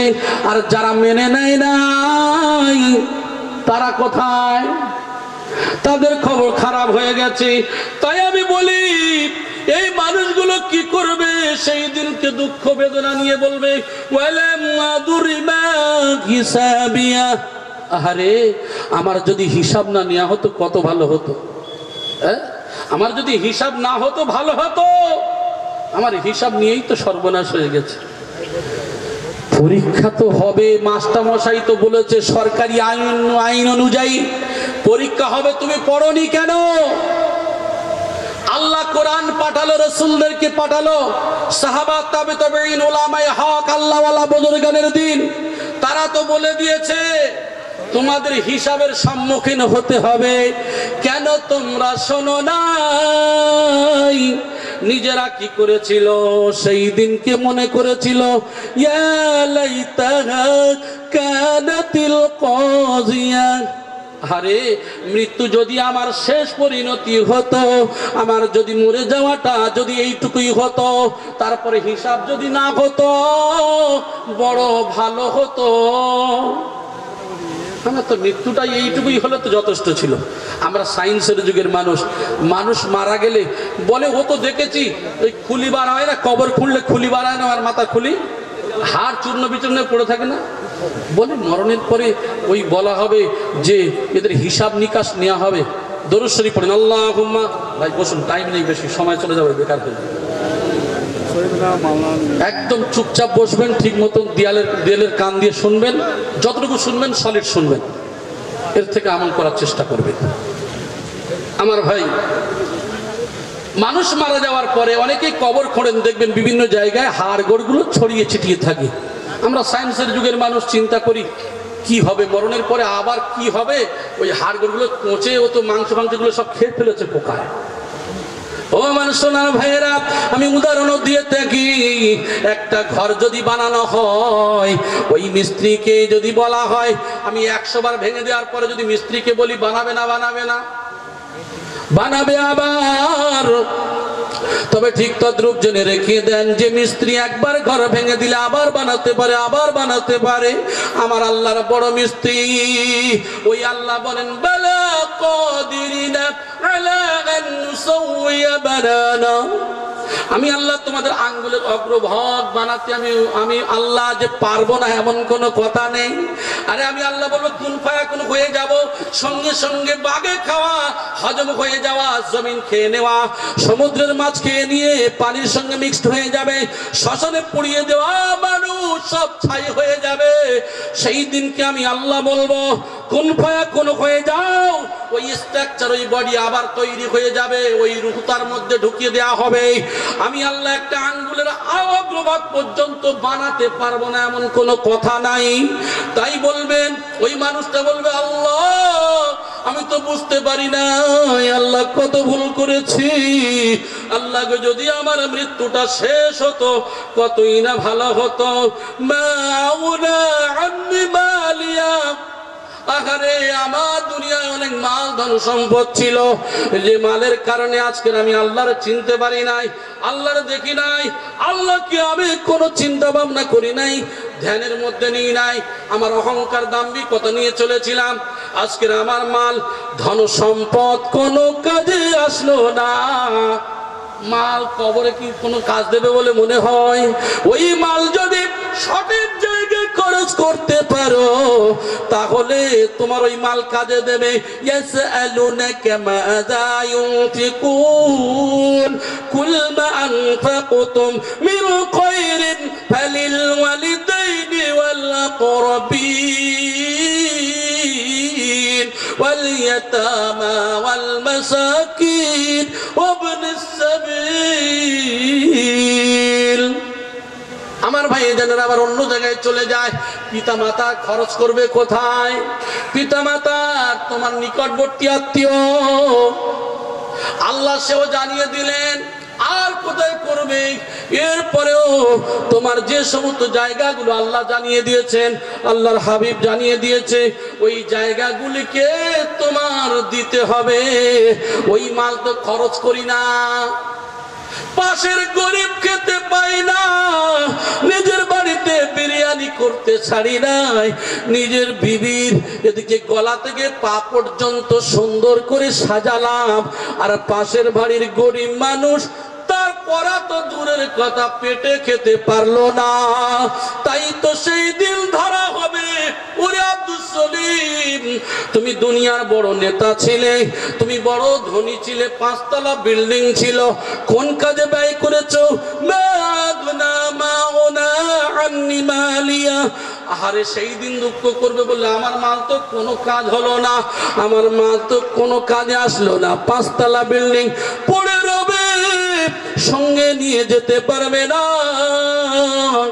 সেই দিনকে কোনো কাজে আসবে না। তাই বলা হলো হালাকান্নি সুলতানিয়া। আরে টাকা আসে না, আসে নাই, কিন্তু ক্ষমতাটা দরকার তো ছিল। আমার বডিগার্ড ছিল 25 জন 30 জন, ক্ষমতা যতদিন ছিল আমার সঙ্গী সাথী ছিল। আজকের কোথায় গেল আমার বডিগার্ড, কোথায় গেল আমার সঙ্গী সাথী? না না, কেউ তো আসলো না, কেউ তো সঙ্গী হলো না। আমরা সেই দিনকে কত দুঃখের মধ্যে পড়ে যাব। ইউবাসসিরুনাকুম ইয়া ওয়াতুল মুজরিমু লাউ ইয়াফতাদি আযাবি মিন আযাবি ইয়াউমিজিন বিবানি ওয়া সাহিবাতিহি ওয়া কি ওয়া ফাসিলাতিহি আল্লাতী তুবি। আমার ভাইজানেরা, সেই দিনকে মানুষ একে অপরকে দেখবে, কেউ কারোর জিজ্ঞাসা করবে না, কেউ কারোর খবর নেবে না, বডিগার্ড তো সঙ্গে ছিল 40 জন। সেই দিন কেউ সঙ্গী হবে না। সেই দিনকে আল্লাহর আযাব থেকে বাঁচার জন্য বলবে, আল্লাহ আমার বিবিকে দিচ্ছি, আমার ভাইকে দিচ্ছি, আমার সন্তানকে দিচ্ছি, আল্লাহ যার কাছে মানুষ হয়েছে ওই গোত্রকে দিচ্ছি, আল্লাহ দুনিয়ার যা কামিয়েছি সব দিচ্ছি, আল্লাহ আমারও ছেড়ে দাও। আল্লাহ বলবেন না, হবে না, কোনো কাজ হবে না। তাহলে বোঝা যায় পৃথিবীতে আপন যিনি তিনি হলেন মা। ইয়াউমা ইয়াফিরুল মারউ মিন আখিহি ওয়া উম্মিহি ওয়া আবিহি ওয়া সাহিবাতিহি ওয়া বানিহি। প্রিয় মা, ভাই, বাপ এরা ছাড়া কি আছে? এরা সেদিনকে যদি পালায় তাহলে আপনার কাকে পাবেন জি? হ্যাঁ, আর কাকে পাবেন? সেই দিন কেউ কোনো কাজে আসবে না। তাই সেই ব্যক্তি দুঃখ করবে, বলবে, হায় রে, আজকের আমার বাদশাহী, আমার ক্ষমতা সব কোথায় গেল, কোথায় গেল? আল্লাহ বলবে, ও আমার ফেরেশতা, দুনিয়ায় বডিগার্ড নিয়ে ঘুরেছিল, দুনিয়ায় টাকা কামিয়েছিল, অসৎ পথে ব্যয় করেছিল, জীবনে আমি আল্লাহ আমার রাস্তায় ব্যয় করে নাই। একে ধরো ধরো, খুযুহু ফাগুল্লুহু, একে ধরো, এর গলায় বেড়ি পরিয়ে দাও, এর গলায় বেড়ি পরিয়ে দাও, এর গলায় এমন করে শিকল পরিয়ে দাও, এর গলায় বেড়ি পরিয়ে দাও। দিয়ে কি করবে? এর গলায় বেড়ি পরিয়ে দিয়ে সুম্মাল জাহিম সাল্লুহু, একে কি করো? জাহান্নামের মধ্যে নিক্ষেপ করো, জাহান্নামে ফেলে দাও একে। দুনিয়ায় 60 বছর, 70 বছর, 50 বছর, 100 বছর হায়াত পেয়েছে, জীবনে আমার কোরআনকে নিয়ে রিসার্চ করে নাই, কোনদিন কোন নবী রাসূলের কথা শুনে নাই, কোন দিনের জন্য কোন আল্লাহওয়ালা বুজুর্গানের দিনের কথা শোনে নাই, কোন উলামায়ে হকদের কথা শোনে নাই। এ সারা জীবন ওয়াজ নসিহত শুনলেও সেদিনকে সেই নিয়তেই শোনে নাই। কোথায় ফেলা হবে? ওয়াজ শুনছেন নাকি অন্য জগতে আছেন? কোথায় ফেলা হবে? জাহান্নামে। জাহান্নাম কেমন? ও আমার ভাইরা, ইদা উলকু ফিহা সামিউ লাগা শারীকা ওয়া হিয়া তাফুর। যে জাহান্নামের মধ্যে গর্জন আর তর্জন, যে জাহান্নামীদের হাসফাসের আওয়াজ, ফ্যান যেমন বাতের ফ্যান যেমন টকবক করে ফোটে, ওই আওয়াজ, ওই জাহান্নামের মধ্যে যে আওয়াজ ওই জাহান্নামী ব্যক্তিরা শুনতে পাবে, ওই জাহান্নামের মধ্যে তাদেরকে ফেলে দেওয়া হবে। ও আমার সোনার ভাইরা, ওই জাহান্নামটা কত খতরনাক জায়গা।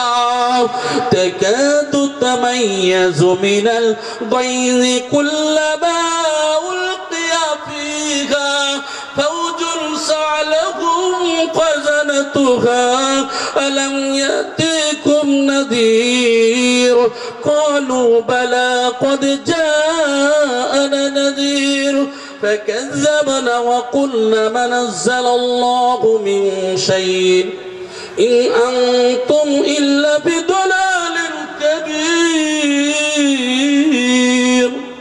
আমার ভাই জানেরা, সেই দিন কোন দিন হবে? জাহান্নামের মধ্যে ফেলে দেওয়া হবে, ওই জাহান্নাম উলট পালট করিয়ে দেবে। তাকাদু তামাইয়াজু মিনাল গায়জ, ওই জাহান্নাম কি করবে? জাহান্নামীকে ছিন্ন ভিন্ন করে ফেলবে, আলোর চাকরি করে ফেলবে। মানুষ এত নাফরমান, আল্লাহর কথা না শোনার কারণে আল্লাহ এত রেগে যাবে, সেই দিনকে তাদেরকে ছিন্ন ভিন্ন করে দেয়া হবে। ভাবছেন যে ওইটুকুই শেষ? না, কষ্ট পেতেই হবে, ছাড় নাই। দুনিয়ায় ফেল করলে তো বাঁচার রাস্তা আছে, কিন্তু ওখানে ফেল করলে আর কোনো রাস্তা নাই। আমার ভাই জানেরা, সেই দিনকে ছিন্ন ভিন্ন করে দেওয়া হবে। তাকাদু তামাইয়াজু মিনাল গায়জি কুল্লামা উলকিয়া ফিহা ফাওজুন سألهم خزنتها ألم يأتيكم نذير। এবার জাহান্নামের ফৌজ, জাহান্নামের গাইডারম্যান, সে বলবে, এই বান্দা, তোমার কাছে কি কোনো সতর্ককারী যায় নাই? তুমি কি শোনো নাই? তোমার কাছে কি কোনো খবর নিয়ে যায় নাই? তুমি কোনদিন কি শোনো নাই? কলু বালা, হ্যাঁ আমরা শুনেছিলাম। কলু বালা, আমরা শুনেছিলাম। তাহলে জাহান্নামের গাইডারম্যান যখন জিজ্ঞাসা করবে, তাকাদু তামাইয়াজু মিনাল গায়জি কুল্লামা উলকিয়া ফিহা ফাওজুন সাআলাহুম খাযানাতুহা আলাম ইয়াতিকুম নাযীর। কিন্তু আমরা শুনেছিলাম বটে, ফাকাযাবনা ওয়া কুলনা মা নাযালাল্লাহু মিন শাইইন, আমরা এগুলি মনে করেছিলাম আল্লাহর তরফ থেকে আসে নাই, এগুলি আল্লাহর তরফ থেকে নাজিল হয় না, এগুলি এদের সব বানানো কথা। আলেমরা যা বলুক, নবী রসুলরা যা বলুক, রসুলের জামানায় এরকম ছিল, ছিল না? ছিল না। আমি বলেছিলাম এর আগে, আবু জেহেল, আবু সুফিয়ান, আখনাস, এরকম বহু মানুষ ছিল। নবীর জামানায় কাবা শরীফের চত্বরে গিয়ে কোরআন শোনার জন্য লুকিয়ে থাকতেন। আল্লাহর রাসূল কোরআন তেলাওয়াত করতেন আর ওরা লুকিয়ে লুকিয়ে শুনতেন। যে রসুলের উপরে কোরআন নাজিল হয়েছে, ওই রসুল যদি পড়েন তাহলে পড়াটা কেমন হতে পারে? আল্লাহর নবী যখন কোরআন তেলাওয়াত করেন, ওই কোরআন তেলাওয়াতের আওয়াজ শুনে মনোমুগ্ধকর আওয়াজ, শোনার পরে কত মজা, কত মজা। ফেরেশতারা গিয়ে বলছে, রাসূলুল্লাহ, আল্লাহর অর্ডার হয়ে গেছে, আপনি আরেকটু পড়েন, আরেকটু পড়েন। এই করে করে ভর হয়ে গেল। আল্লাহর নবীর শত্রুরা, ইসলামের শত্রুরা, আবু জেহেল, আবু লাহাব, তার দলবল সঙ্গী সাথী যে যার কোণে শোনে, কিন্তু কেউ কারুকে জানে না। আল্লাহর নবীর কোরআন শোনার পরে চিন্তা করছে, যদি সকাল হয়ে যায় তাহলে সবাই বুঝতে পারবে। এই চিন্তা ভাবনা করে কি করলেন, সব একে একে বার হয়ে চলে যাবেন। চারজনার সঙ্গে দেখা হয়ে গেল। বলে, আবু জেহেল কি খবর? বলে, আবু লাহাব তোমার কি খবর? ও আখনাস তোমার কি খবর? এ ওর জিজ্ঞাসা করে, ও জিজ্ঞাসা করি। বলে, মুহাম্মাদের কোরআন শুনতে এসেছিলাম। সুবহানাল্লাহ বলে, মুহাম্মাদের কোরআন শুনতে এসেছো? বলে, মুহাম্মাদের কোরআন শুনে এই জন্য করে আবু বকর পাগল হয়েছে, এই জন্য করে ওমর পাগল হয়েছে। এত মজা কোরআন পড়লে, কিন্তু তারপরেও তো আমিত্ব চলে যাবে, সর্দারগিরি চলে যাবে। এই চিন্তা ভাবনা করে কি করলেন, ওয়াদাবদ্ধ হলো। চারজন বলল, আর আসবো না, আর শুনবো না, আর শুনবো না, আর শুনবো না। ওয়াদা করে চলে গেল। আবু জেহেল চিন্তা করলো, এইবারে আমি একা যাবো, আর তোরা কেউ আসবে না। এদিকে চিন্তা করলো আবু লাহাব যে ও যাবে না, আমি যাব। আবার চারজন চার কোণে গিয়ে হাজির। আবার শোনে, ওহী নাযিল হয়ে গেল, ও রাসূল আমার একটু পড়া বাড়িয়ে দেন। আল্লাহর নবী পড়ে, আর চারজন আবার শোনে। আবার ভোর হয়ে গেল, আবার বার হলেন।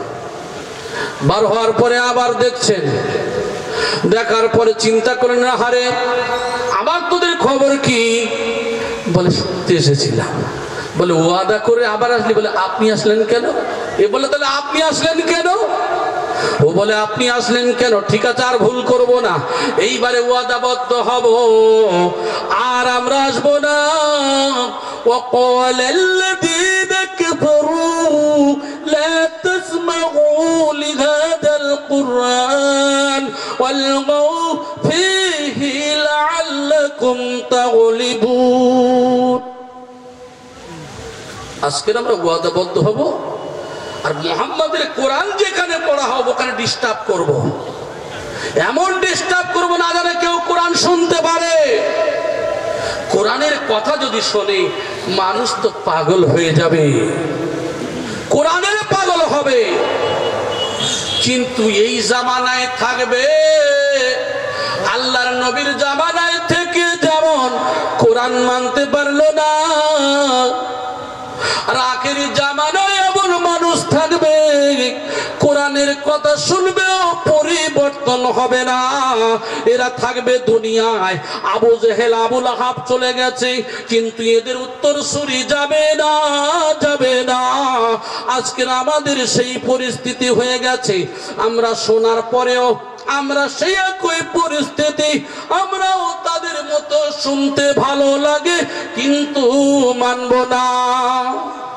করি না, করি না? এগুলি আমাদের মধ্যে আছে। শুনতে ভালো লাগে কিন্তু মানি না। এই শোনার কোনো কাজ আছে বলে মনে হয়? কোনো কাজ নেই। আচ্ছা বলেন তো দেখি, এই যে মোবাইল,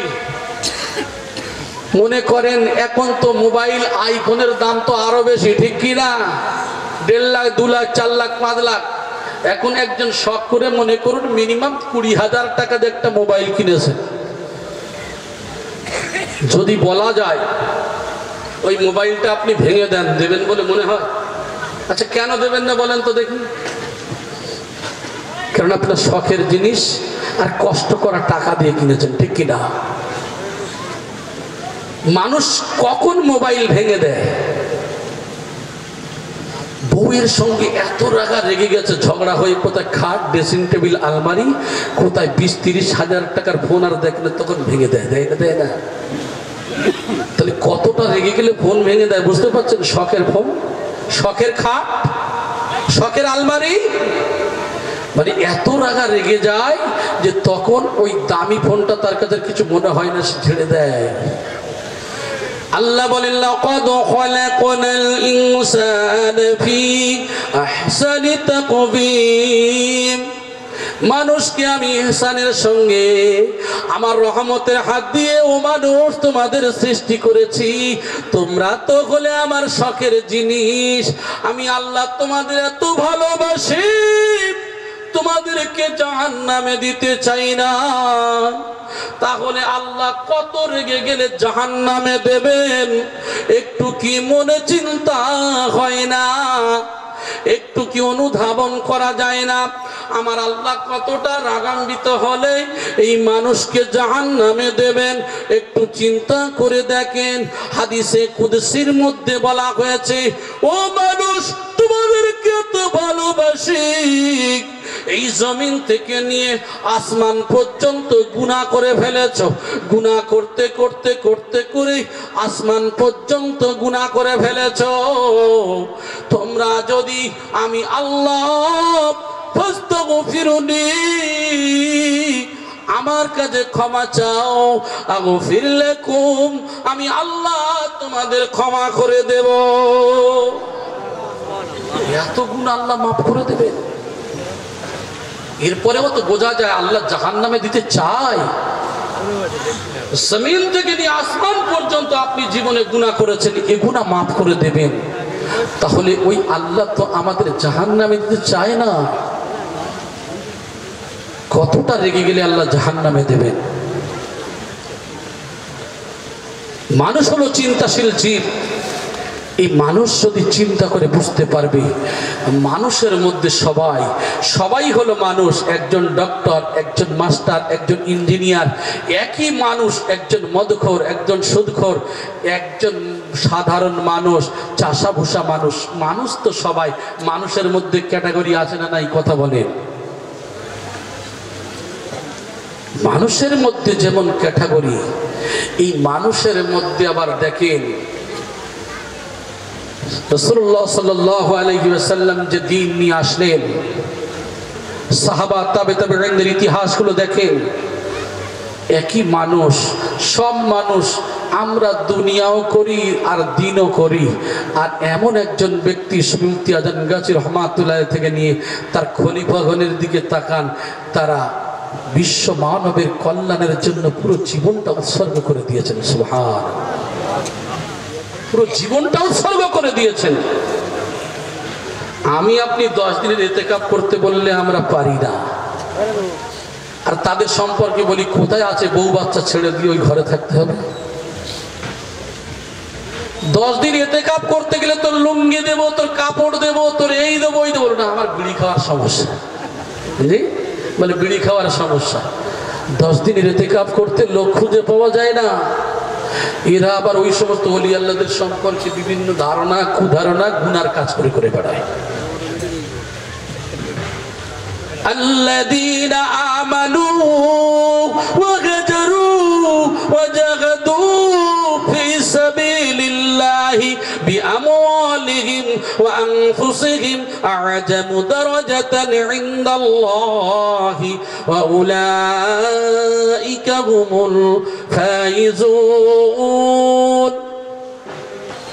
الذين آمنوا যারা ঈমান এনেছে, হাজারু হিজরত করেছে, প্রচেষ্টা করেছে, জাহাদু প্রচেষ্টা করেছে, পরিশ্রম করেছে, কিসে? ফি সাবিলিল্লাহ, আল্লাহর রাস্তায়। বিআমওয়ালিহিম, নিজেদের মাল ধন সম্পদকে আল্লাহর রাস্তায় বিলীন করেছে। আনফুসিহিম, নিজেদেরকে কুরবানি করেছে।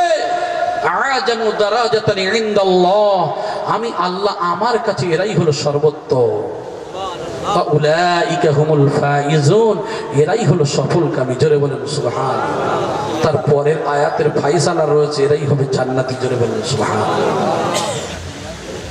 একটা মানুষ যদি সারাদিন কাজ করে, ওই মালিকের কাছে ওই ভালো না আমি 24 ঘন্টার মধ্যে 1 ঘন্টা কাজ করি আমি ভালো? বলেন তো। যে মানুষ তার মনিবের 24 ঘন্টা কাজ করে, সে তাকেই ভালোবাসবে। আজকের যদি আমরা সেগুলি বুঝি, চিন্তা করি, বুঝতে পারবো।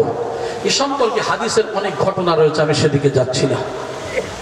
তবে ভাই, যাই করি না কেন, মৃত্যুর বুকে আমাদের পতিত হতে হবে। সেই কথাই আবার ফিরে আসি, তাহলে বোঝা যায় জাহান্নাম বড় কঠিন জায়গা। জাহান্নামের গাইডম্যান জিজ্ঞাসা করবেন, তোমাদের কাছে কি কোনো সতর্ককারী যায় নাই? বলবে হ্যাঁ, আমাদের কাছে এসেছিল, আর আমরা বলেছিলাম যে হয়তো এগুলো আল্লাহর তরফ থেকে নাজিল হয় না, এরা বানিয়ে বানিয়ে বলে। এই যে ধ্বংসাত্মক অবস্থায় থেকে আর কেউ বাঁচাতে পারবে না আমার ভাইজানেরা। সেই জন্য করে এই ব্যক্তি অনুধাবন না করার কারণে, না চিন্তা ভাবনা করার কারণে এই সমস্ত ব্যক্তিদেরকে 70 হাত শিকল দিয়ে বাঁধা হবে। 5 ফুটের মানুষ 70 হাত শিকল। 70 হাত বলতে এই হাত জাহান্নামের উপর থেকে যদি ফেলে দেওয়া হয়, শুধু পৌঁছাতে লাগবে 40 বছর। যদি 40 বছর একটা শিকল পৌঁছাতে যদি সময় লাগে, তাহলে শিকলটা খুব ছোট বলে মনে হয়। কেমন করে বাঁধবে ভেবে দেখেন এবারে। কেমন করে বাঁধা হবে, সে বাঁধার ডিজাইনটা আবার 30 পারা শেষের দিকে কয়েকটা সূরার মধ্যে বহু আলোচনা করা হয়েছে, আমি সেদিকে যাচ্ছি না। এ সম্পর্কে কিভাবে বাঁধবে, কেমন ভাবে বাঁধবে, কোথায় থেকে দিবে, সেগুলো সব আবার উল্লেখ করা আছে। তাহলে এই সমস্ত মানুষদেরকে ثم في سلسلة ذرعها 70 ذراعا فاسلكوه। ও মানুষ, তোমাদেরকে যে 70 হাত শিকল দিয়ে বাঁধা হবে, জাহান্নামের মুখ থেকে যদি ফেলে দেওয়া হয়, নিচেই পৌঁছাতে 40 বছর সময় লাগবে। শুধু তাই নয় গো, তাই নয় আমার সোনার ভাইরা, এই যে ব্যক্তিদেরকে যদি বলা হয়েছে আসমান থেকে যদি দেয়া হয়, ওই জমিনে পড়তে সময় লেগে যাবে। এই জমিন থেকে নিয়ে আসমান পর্যন্ত, সায়েন্সের যুগের মানুষ আপনারাই জানেন, এই জমিন থেকে নিয়ে প্রথম আসমান পর্যন্ত 500 বছর দূরত্বের পথ। তার শিকলটা খুব ছোট। এই শিকল দিয়ে আমাদেরকে বাঁধা হবে। শুধু তাই নয়, নিয়ে কোথায় ফেলবে? জাহান্নামে। ভালো কাজ করলে জান্নাতে যাবে, আর খারাপ কাজ করলে জাহান্নামে যাবে। সেখানে তারা যুগ যুগ ধরে থাকবে, সেখানে তারা যুগ যুগ ধরে থাকবে। লাবিসিনা ফিহা আহকাবা, সেখানে তারা যুগ যুগ ধরে থাকবে। ভালো হলে ভালো আর খারাপ হলে খারাপ।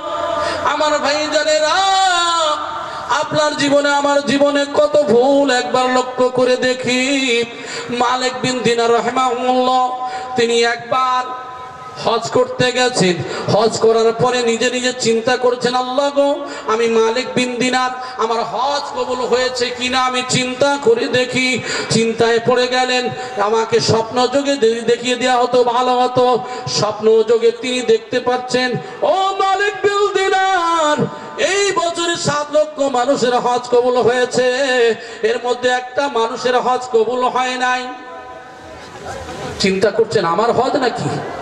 এই চিন্তা ভাবনা করে দেখছেন যে হ্যাঁ, যে কারোর হজ নয়, মালিক বিন দিনার তোমার হজ কবুল হয়েছে। কি এমন ব্যক্তি! ও মালিক বিন দিনার, ওই ব্যক্তিটা একটা দিন নয়, 2টা দিন নয়, 40 বছর ধরে আল্লাহর বাইতুল্লাহ কাবা শরীফের পাশে হাতিম নামক জায়গাতে ইব্রাহিম আলাইহিস সালামের যে পাখানা দেয়া হয়েছে, যে চিহ্ন রয়েছে, ওই মাকামে ইব্রাহিমের কাছে 40 বছর ধরে সারা রাত ধরে ইবাদত করেন।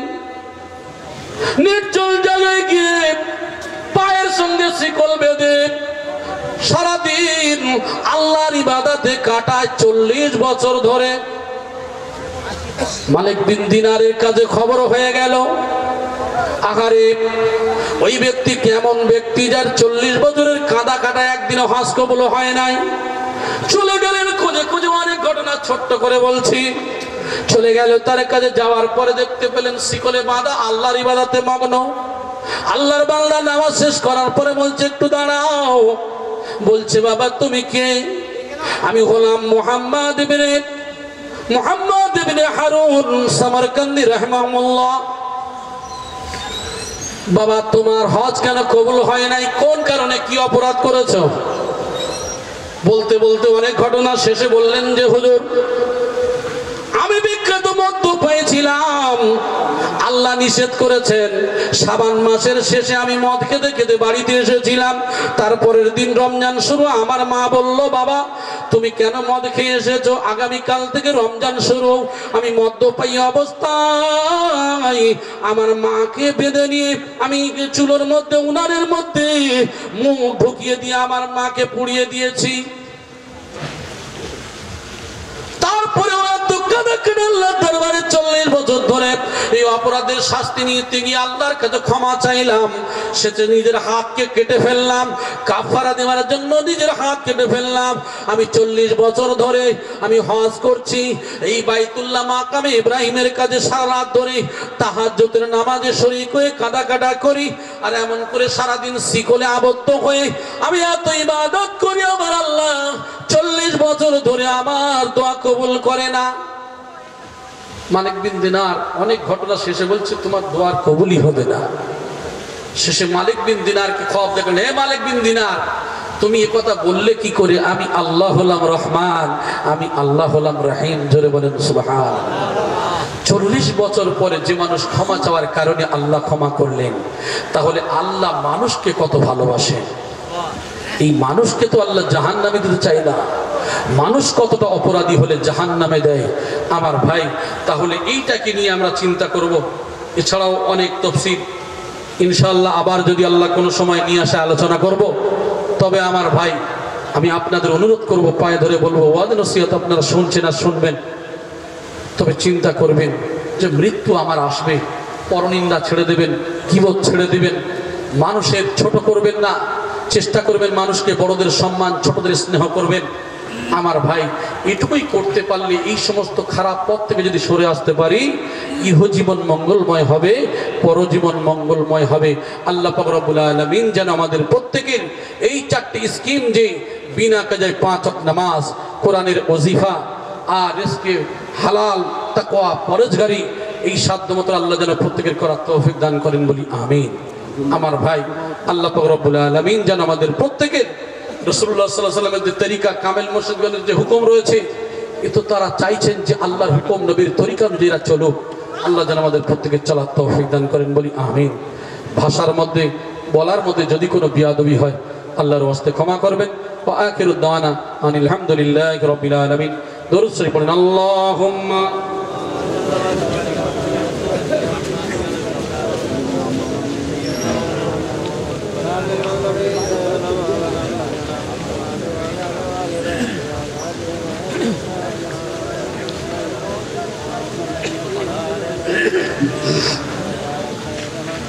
আসসালামু আলাইকুম ওয়া রাহমাতুল্লাহি ওয়া বারাকাতুহু।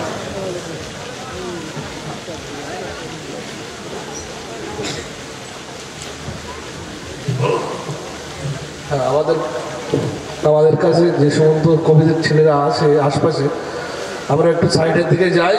মহিলা প্যান্ডেলের ভিতরে জায়গা হচ্ছে না, তাই যে সমস্ত মা বোনেরা আপনারা ভিতরে বসে আছেন, মেহরবানি করে একটু গায়ে চেপে চেপে বসুন। শীতের সময় অসুবিধা হবে না, একটু চেপে চেপে বসি, তাহলে পিছনের মানুষ অনেক দাঁড়িয়ে আছে বা সাইডে অনেক দাঁড়িয়ে আছে, তাদের জন্য সুবিধা হয়। সেই জন্য মহিলা প্যান্ডেলে যে সমস্ত মা বোনেরা বসে আছে, মেহরবানি করে একটু চেপে চেপে বসে তাদের বসার জায়গা সুযোগ করে দিই।